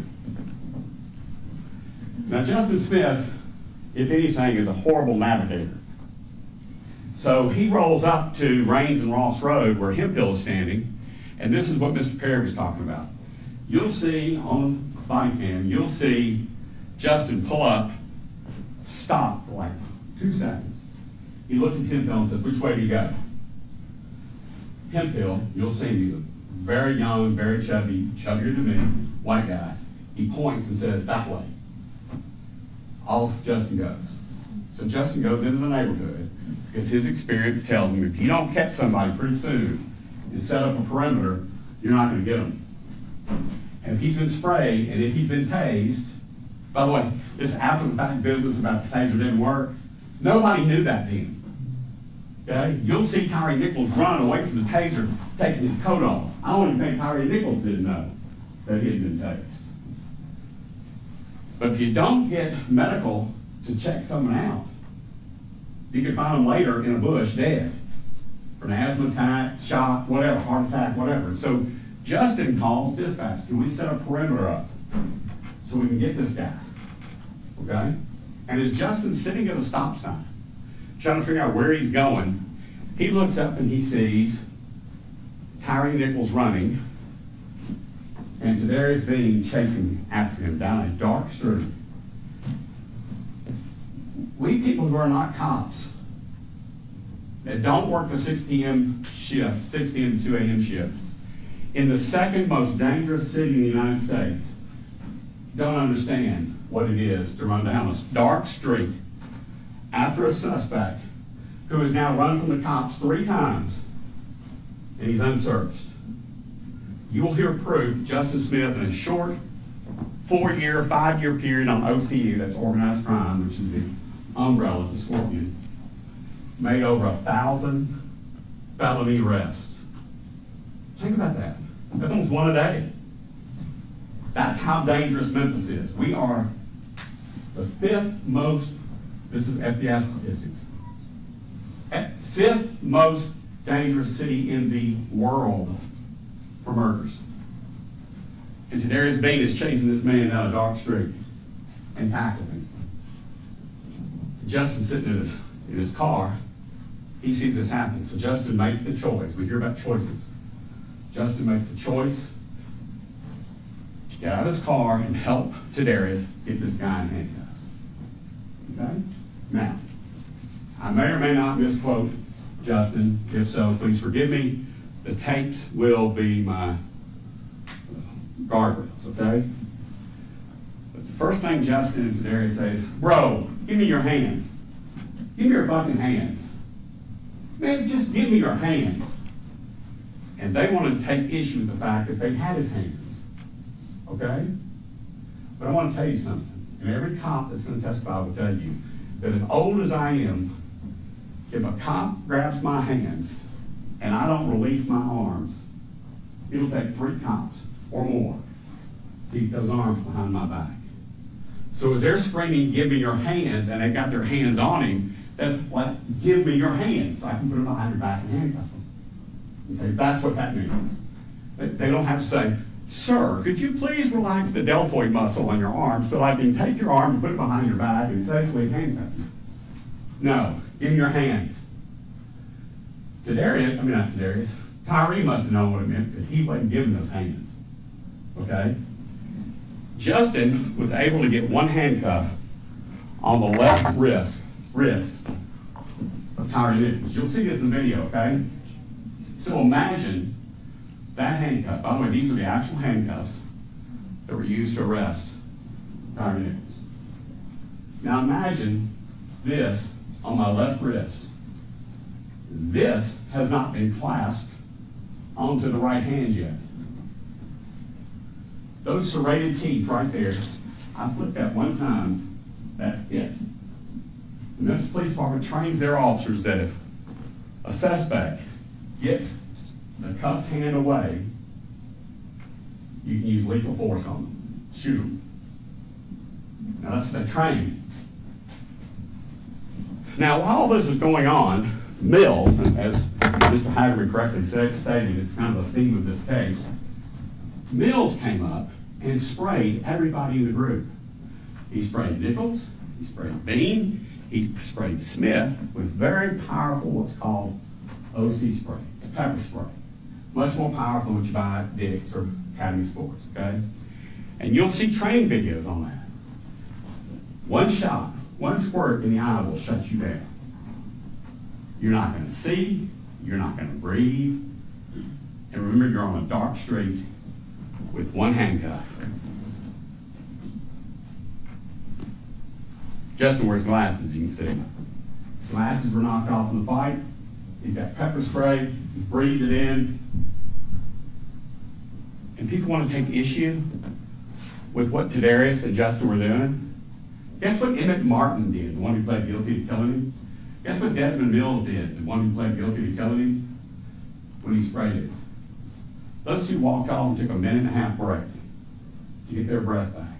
You'll see all this on video. You got Mills over there breathing, snotting, spitting.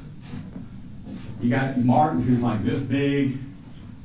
Whoo, whoo, he breathe. Not Tadarrius and Justin. They still got their hands on him, on Nichols, trying to get him. And you'll see him bent over at 90 degrees. By the way, the white tennis shoes are Justin. Justin had blown his knee out the night before on another chase where he caught somebody. He wasn't even supposed to be at work. You'll hear from his wife. His wife told him not to go to work. He's been over. He also has a, they call it, sometimes been called a tactical vest, but it's a bulletproof vest, okay? Justin's bulletproof vest has 2 reflective strips along the rib cage. So it's real easy to keep an eye on Justin during this whole altercation. Tadarrius, about the same, a little bit bigger than Justin, he has a black hoodie on, so he looks like a cone head as he's wrestling with Tyre Nichols. These cops arrest violent felons every night. And every cop who will come in here and testify will tell you that Tyre Nichols was the most difficult arrest they've ever made. He had superhuman strength. And I'll bet you right now you're asking the same question that everybody in the world was asking. Why did Tyre Nichols run from that first traffic stop with Emmitt Martin, Demetrius Haley, and Hemphill? Why did he run? It's a traffic stop. Traffic stops happen all the time. Why did he spin on Haley in the A-frame of the car? By the way, if he's got a weapon on him, that's it. Why did he spin on Haley? When Haley and them, these big men, put him on the ground and he got up and ran away, why did he run away from that car? Why did he abandon his car? He's looking at a reckless driving charge. Whoop-de-doo in Memphis. You get a gold star in Memphis for that. Why did he run? Then you're going to see him just down the street on another Skycop camera, not the one that Bear Creek casket, but another one. And you will see Tyre Nichols, the TBI agent, will come in here and testify that that's Tyre. Tyre's hiding behind a Toyota 4Runner. He's peeking out from around the front of that Toyota as the Scorpion car comes through looking for him. When that Scorpion car goes by, Tyre comes out the other side of the woods, make sure it's gone on down there. He turns around and starts walking this way. Sure enough, 2 minutes later, Mills, who's not here, and Tadarrius find Nichols walking nonchalantly through the front yard. Somebody else's house. Tadarrius says, "Hey!" Boom, off he goes. And that's that chase we're talking about. Down a dark street. Tadarrius caught him. Okay? Now, do you remember much was made about the definitions of second-degree murder?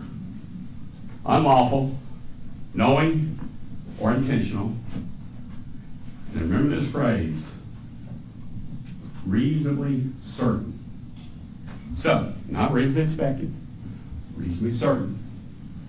When you hear about Justin Smith, and when you hear about Tadarrius Bean doing what they did that night, there's no way those men should be responsible for Emmitt Martin. You will also hear proof that Emmitt Martin was deranged. Emmitt Martin was deranged. In fact, to some people, he had admitted being homicidal. Yet his Lieutenant Smith, put him out on the streets anyway. Cops have to rely upon other cops, just like that surgical team that Keith Berry talked about. You've got to rely upon the other cops on your team to do the right thing at the right time. Okay? No one could have expected, much less be reasonably certain, that Emmitt Martin would come and crush the brain of Tyre Nichols. And before you take my word on it about what kind of person Justin Smith is, you will hear proof that Justin Smith never allowed another cop to ever abuse a suspect. You say, well, that's great, Zumach. Everybody would say that. You will hear direct proof that not 1 month before this, Justin Smith turned in a Scorpion Team cop for slapping a handcuffed suspect. Just slapping. What Emmitt Martin did was a heck of a lot more than slapping somebody. Justin Smith was proud to be a police officer. You will hear proof that's all he ever wanted to be.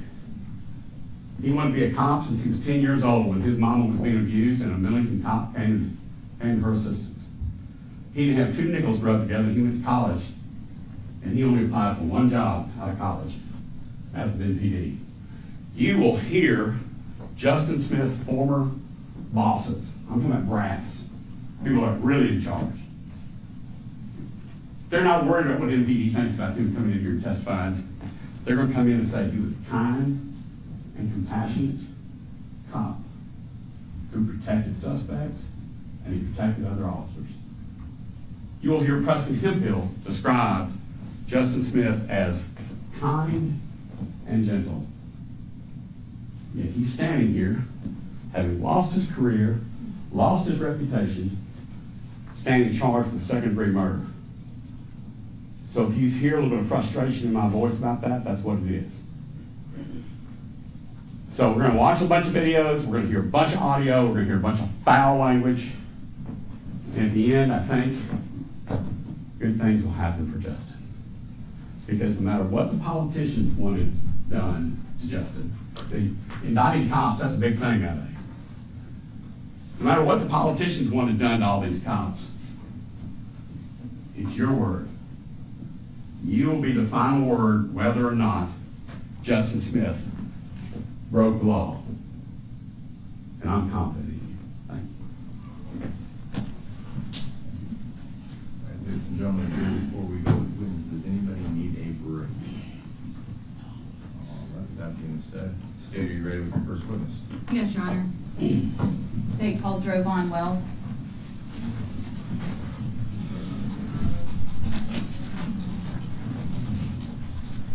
Wells.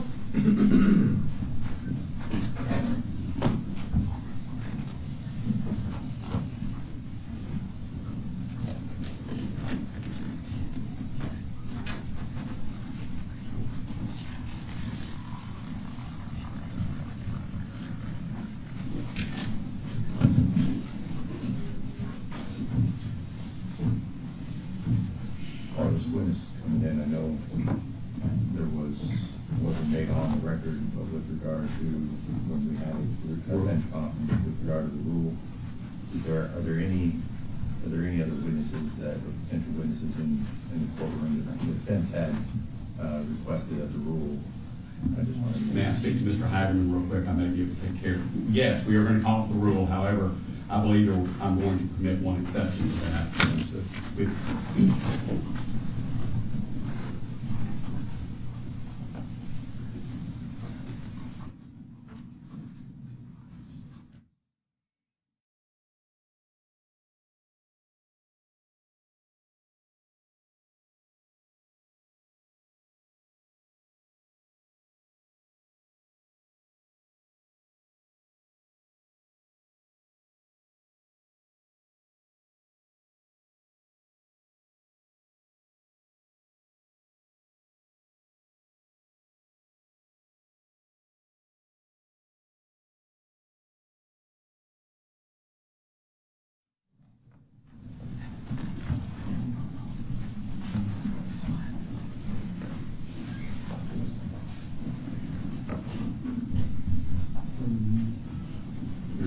Your Honor, we may need just a 2-minute recess. Ma'am, you can just have a seat right there on that, if there's room on that front row. I'll shorten that to a.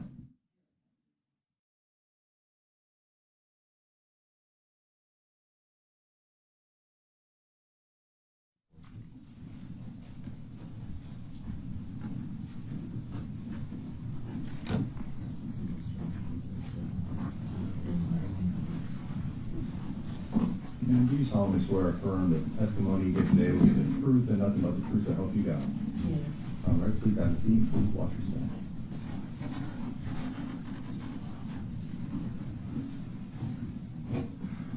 All right, you can proceed. Thank you, Judge. Good afternoon, Ms. Wells. Good afternoon. Will you introduce yourself to the ladies and gentlemen of the jury, please? Hello, my name is Robon Wells. I'm the mother of Tyre Nichols. Ms. Wells, will you spell your first and last name for the court reporter and for the jury, please? My first name is R-O-W, V is in Victor, A-U-G-H-N is in Nancy, last name Wells, W-E-L-L-S. Thank you, Ms. Wells. You mentioned you were the mother of Tyre Nichols. Yes, Tell the jury, are you married? yes. Who is your husband? Rodney Wells. And how long have you and Mr. Rodney been married? It'll be 13 years in November. You mentioned Tyre was your son. Do you have other children? Yes. Can you tell the jury about your other children, their names? Kiana Dixon is my oldest daughter. Michael Contreras is my oldest son. Lindsay Dupree is my middle son, and Tyree is my baby. Ms. Wells, are you a native Memphian? No. Can you tell the jury when you moved to Memphis? I moved to Memphis in 2008, March of 2008. And I want to draw your attention back to the time of January 2023. At that time, where were you living in Memphis? It's 6743 Castlegate Lane. And who lived with you at 6743 Castlegate? My husband and my son Tyree. Where were you employed back at that time in January 2023? First Horizon Bank. Was Mr. Rodney Wells employed at that time? Yes. And where did he work? At FedEx. Was Tyre Nichols employed at that time? Yes. Where did he work? At FedEx. Did your husband and son work together at FedEx? Yes. I want to draw your attention specifically to the date of January 7th, 2023, a Saturday. Tell the jury what you remember about how that day started and specifically your interactions with Tyre that morning. Well, when I woke up that morning, Tyree wasn't at home. He came in about 11:30 that morning. There was a co-worker that was teaching Ty how to drive the forklift. So Tyree would go in on Saturdays and they would, he would teach him how to do the forklift. Tyre, like I said, he came in about 11:30. We spoke briefly. He went and laid down. He got up about 2 o'clock or something like that. He took a shower, messed around the house. And about 3:30, he was on his way out the door. And as he was on his way out, did you have a conversation with him before he left? Yes, I was actually in the kitchen. I had just was taking out some food for dinner that night. He asked me what I was cooking. And he said, "Mama, are you getting ready? Are you cooking some chicken?" And I said, "Yes." And he said, "Well, how are you going to make it?" And I said, "Well, I think I'm going to do sesame chicken today." And he just kind of rubbed his stomach. Okay. So about 3:30, he was on his way out the door. He hugged me and said, "I'll see you later." Did he enjoy your sesame chicken? No, he never made it home to enjoy my sesame chicken. Tell the jury what's the next thing you heard about Tyre that day. Well, about 8:30, I say about 8:30-ish, 8:45, somewhere up in there, we got a knock at the door. My husband and I, we were getting ready to watch a basketball game. I was complaining about my stomach hurting earlier. So he decided to come in the room with me and watch the game. And we were just going to lay across the bed and watch the game. We got a knock at the door. Bang, bang, bang, Memphis police. My husband went to the door. I heard a gentleman say, "Does Tyre Nichols live here?" My husband, he paused a second, and then I came to the door, and I said, "Yes, Tyre lives here. I'm his mother. What's going on?" They proceeded to tell me, the police officer that was at the door, it was actually 2 police officers at the door. One proceeded to tell me that Tyre was arrested. And I asked them why he was arrested. And they said for DUI. And DUI, that didn't sound right to me. And tell the jury, why doesn't that make sense to you? Because my son, he doesn't drink like that to have a DUI. We're not drinkers in our families. So Ty would barely drink a beer, or something. So it just didn't seem right to me. They proceeded to ask me, was he on drugs? Did he do any type of drugs? And I said, no, we don't do any type of drugs. Smoke a little marijuana. And I said, why? They said because he had all this wild strength and all this strength and everything, and they had to end up pepper spraying him and tasing him. And that still didn't sound right to me. And I made a statement. Well, if all of that happened, then somebody must have put something in his drink or something if they were saying all of this stuff happened. So the officer told me that they're going to be taking my son to the hospital. I asked him where my son was, and the officer said he was nearby. And I said, nearby? And they said they were going to take him to the hospital because he had been tased and pepper sprayed. I said, well, okay, what hospital is he going to? I need to go. The officer told me that I could not go because Ty was arrested. He proceeded to get some more information from us and everything, and then they left. After those officers left, what did you do next? After the officers left, I started kind of pacing the floor a little bit. I got my phone and I started trying to call my son. He didn't answer. I told my husband, come on, let's go. Let's go find Ty. He took a little too long and I had jumped in the truck, my SUV, and there was another police officer just sitting out there. So my husband came. We were gonna take the route that we thought, Ty would come home. And because they were saying that they were taking him to the hospital, we just kind of assumed that it would be St. Francis because that's where normally they take, people. So as we got into our vehicle and we drove to Rains and Castlegate, we made a right on Rains. No, we made a right on Ross. I'm sorry. We made a right on Ross. We got down to Rains in Ross, and that's when we noticed Ty's car. Now, that intersection at Ross and Rains where you see Ty's car, how far is that from your house, Ms. Wells? Maybe a half a mile. When you saw Ty's car there, what did you do? We immediately pulled over, and I got out the car, and I started speaking to the officer that was there. The officer asked me again. It was a different officer.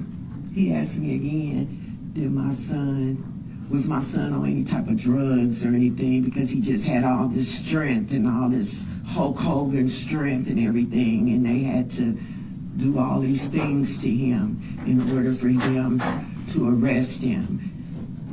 And I kept trying to find out why they were arresting him in the first place. And did that officer you were speaking with at Ross and Rains answer that question for you? Not really, no. I don't recall. He just said my son was pulled over for DUI and he ran from the police. I think that's what he said. I can't remember if he said. Did you come into contact with any other officers at that scene, or just one? There was another officer there. They were gathering up the tape. He spoke to me, the officer did, and he handed me his card. After that, we left and went back to the house. At that point, what is your plan? Are you waiting to hear more, or what were you doing during that time? Well, when I got back home, I called my daughter, because I was actually on the phone with my daughter prior to the police coming to the door. And I called to let her know, Ty's been arrested.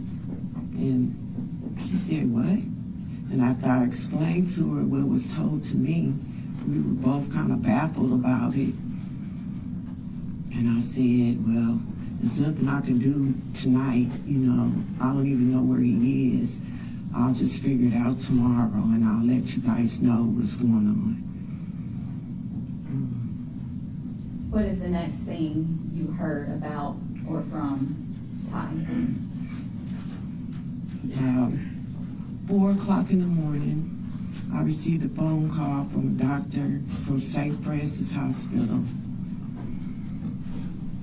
The doctor asked me if I knew if my son was in the hospital.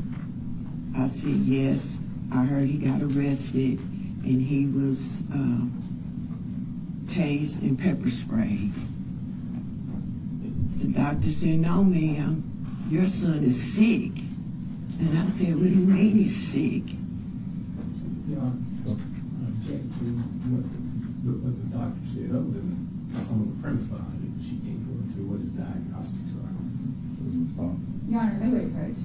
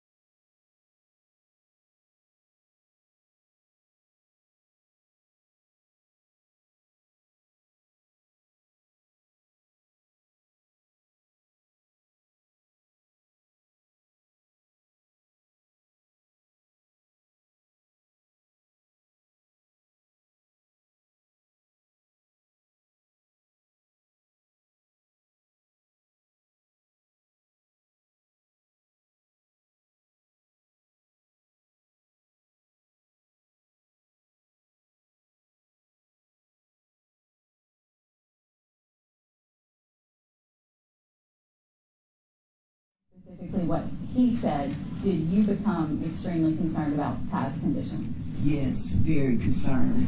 Until to the point where I called my cousin and I said, get over here right now. We need to get to the hospital and go see Ty.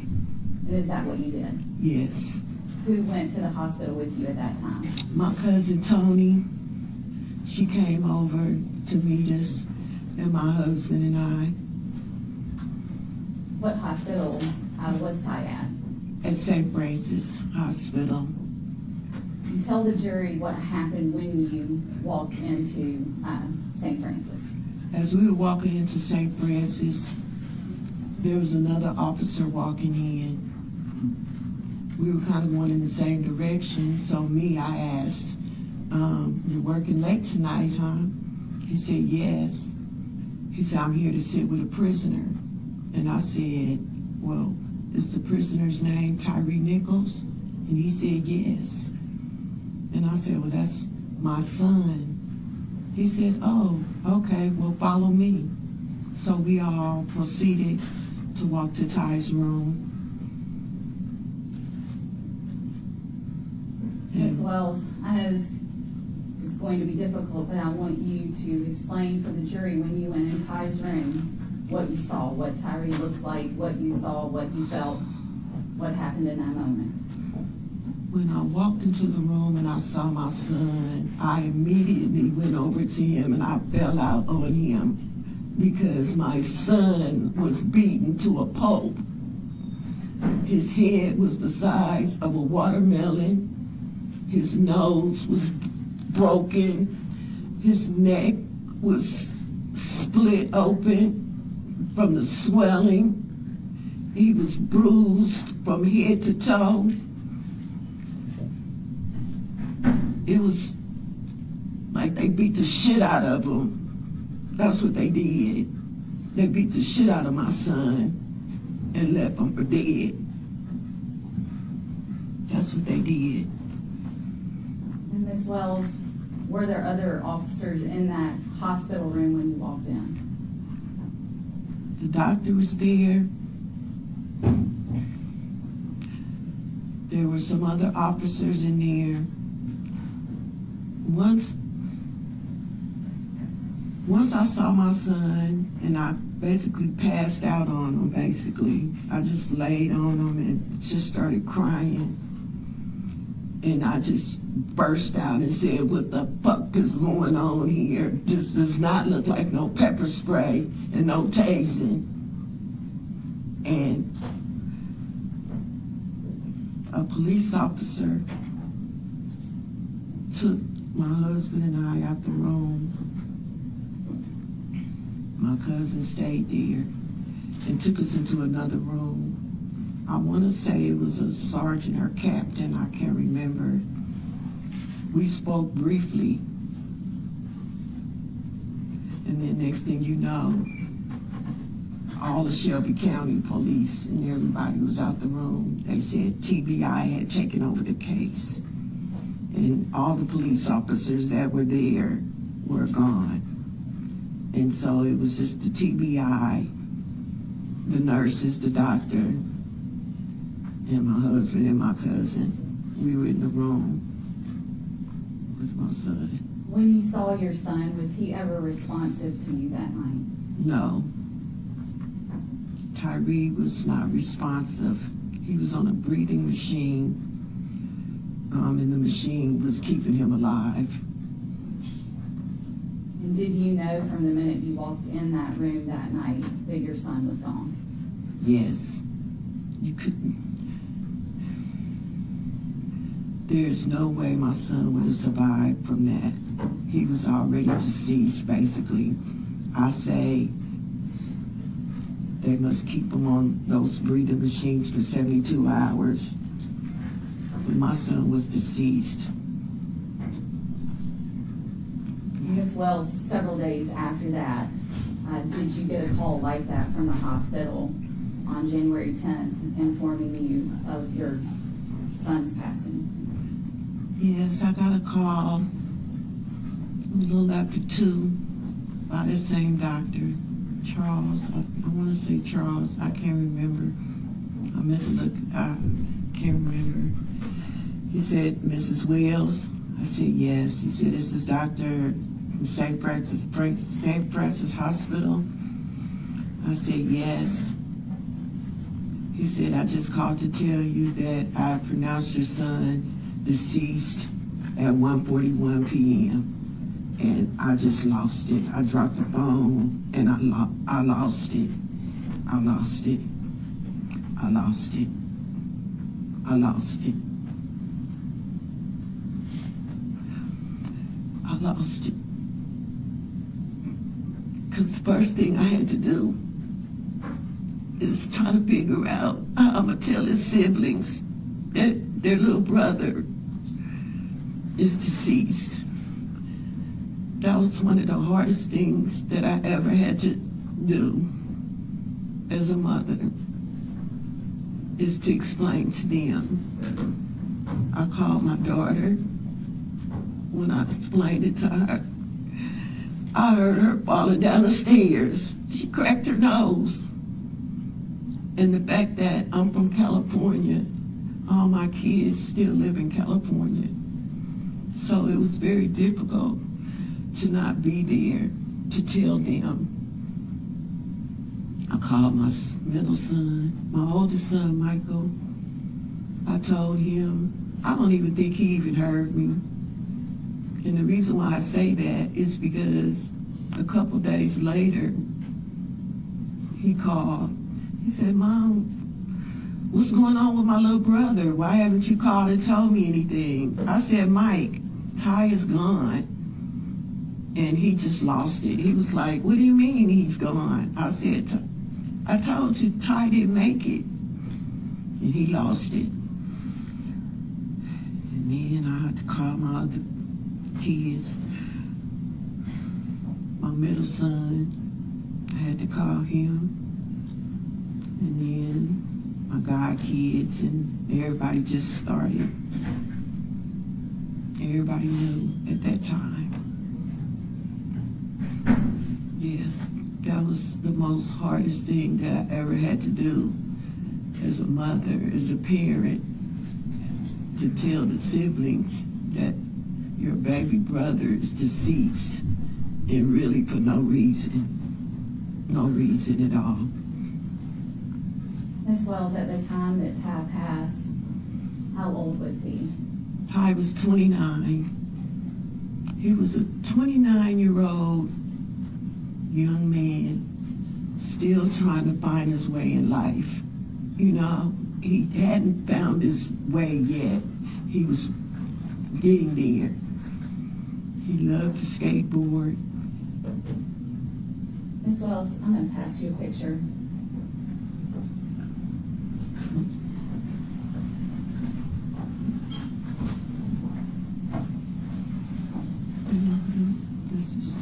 Can you tell the jury what you see in that photograph?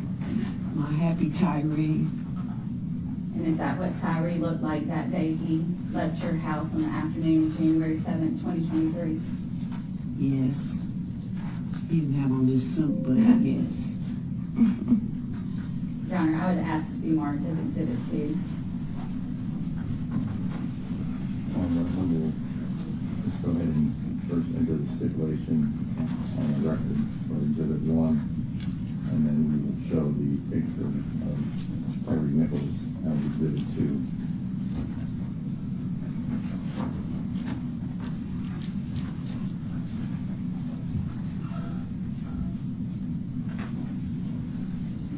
Your Honor, permission to publish. Yes, sir.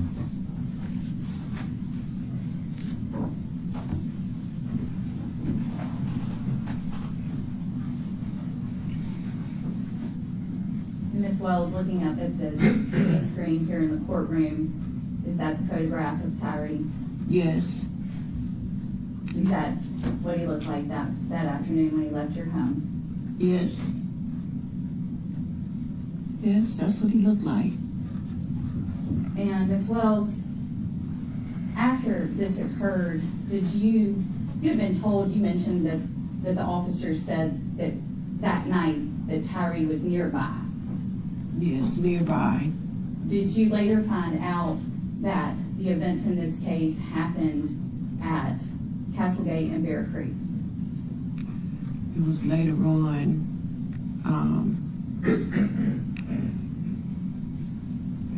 actually my son, they were looking at different videos and things of that nature, and they realized that this had happened in a neighborhood. And as they started putting two and two together, they realized that it had happened in the first cul-de-sac of our subdivision. And tell the jury, if you can, about how far from your front door to where this happened, that cul-de-sac where Castlegate and Bear Creek is, how far away is that? About 80 to 100 feet.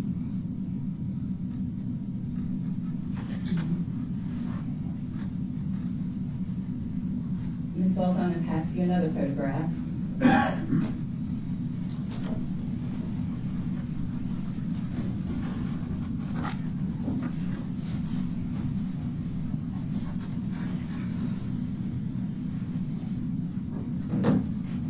Ms. Wells, do you recognize what's in that photograph? Yeah, I recognize. And can you tell the jury what you see there? My son beaten to a pulp And where was that picture taken? at St. Francis Hospital. My husband actually took this picture. And is that what he looked like when you first saw him? Yes. As we were walking in, and I saw him, and as I was walking over towards him, my husband took this picture. Your Honor, I ask this be marked as Exhibit 3. Any objection? Also, the photo of Mr. Nichols in the hospital as exhibit 3. Your Honor, permission to publish.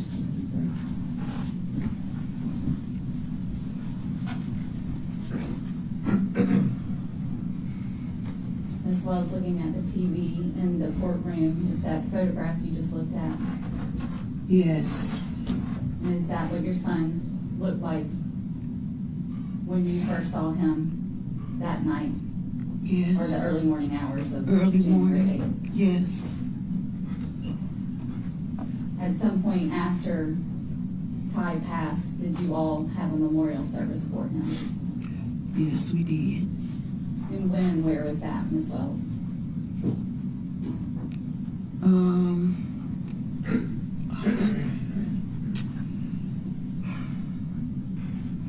It was approximately, I can't remember the date. That's okay.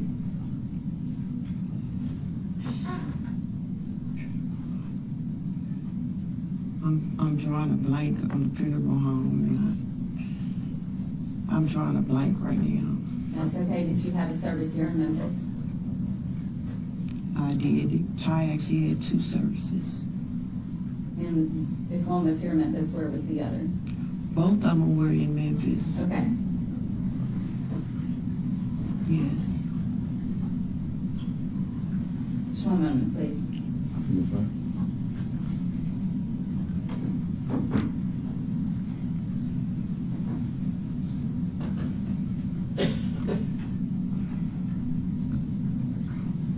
We pass the witness.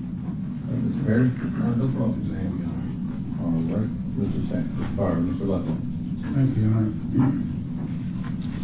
As well as, my name is Steve Leffer. I'm going to ask you some questions. I'm going to refer to your son as Mr. Nichols. Thank And he you. deserves that respect. Thank you. And so if I use Mr. Nichols as talking about your son. Not only are you the mother of Mr. Nichols, you're also the administrator of his estate, is that correct? Yes. And as the administrator. Your Honor, may we approach?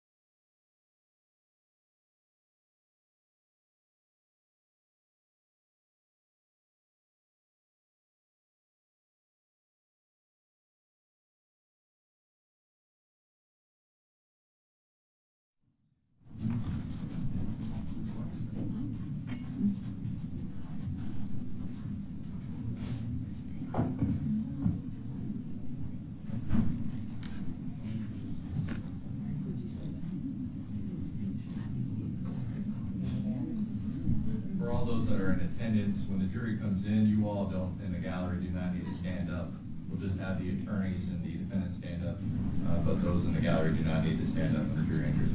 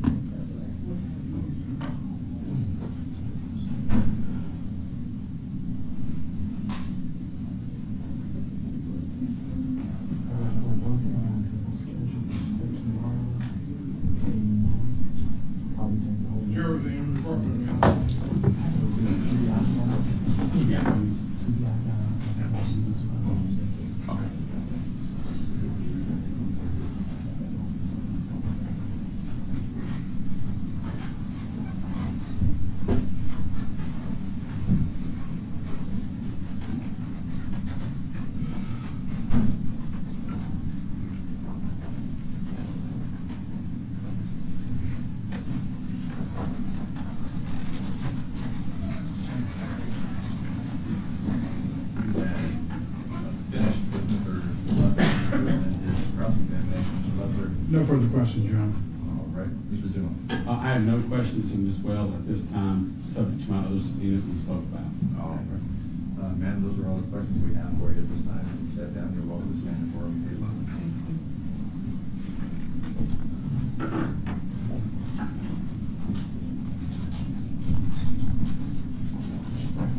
Ladies and gentlemen of the jury, we have come upon that 4:30. Our next witness may be a little lengthy, so rather than keeping you all here much later, we are going to go ahead and break earlier. We will anticipate starting much earlier for you all tomorrow morning. So I'm just going to go ahead and ask you all to get a good night's rest, be ready. As you can see, it can be a little bit warm in here. We are hoping to have them work on the air conditioner this evening, but please dress accordingly just in case we are back in this temperature. But we will go ahead and excuse you all for the night, and we will take care of some other matters.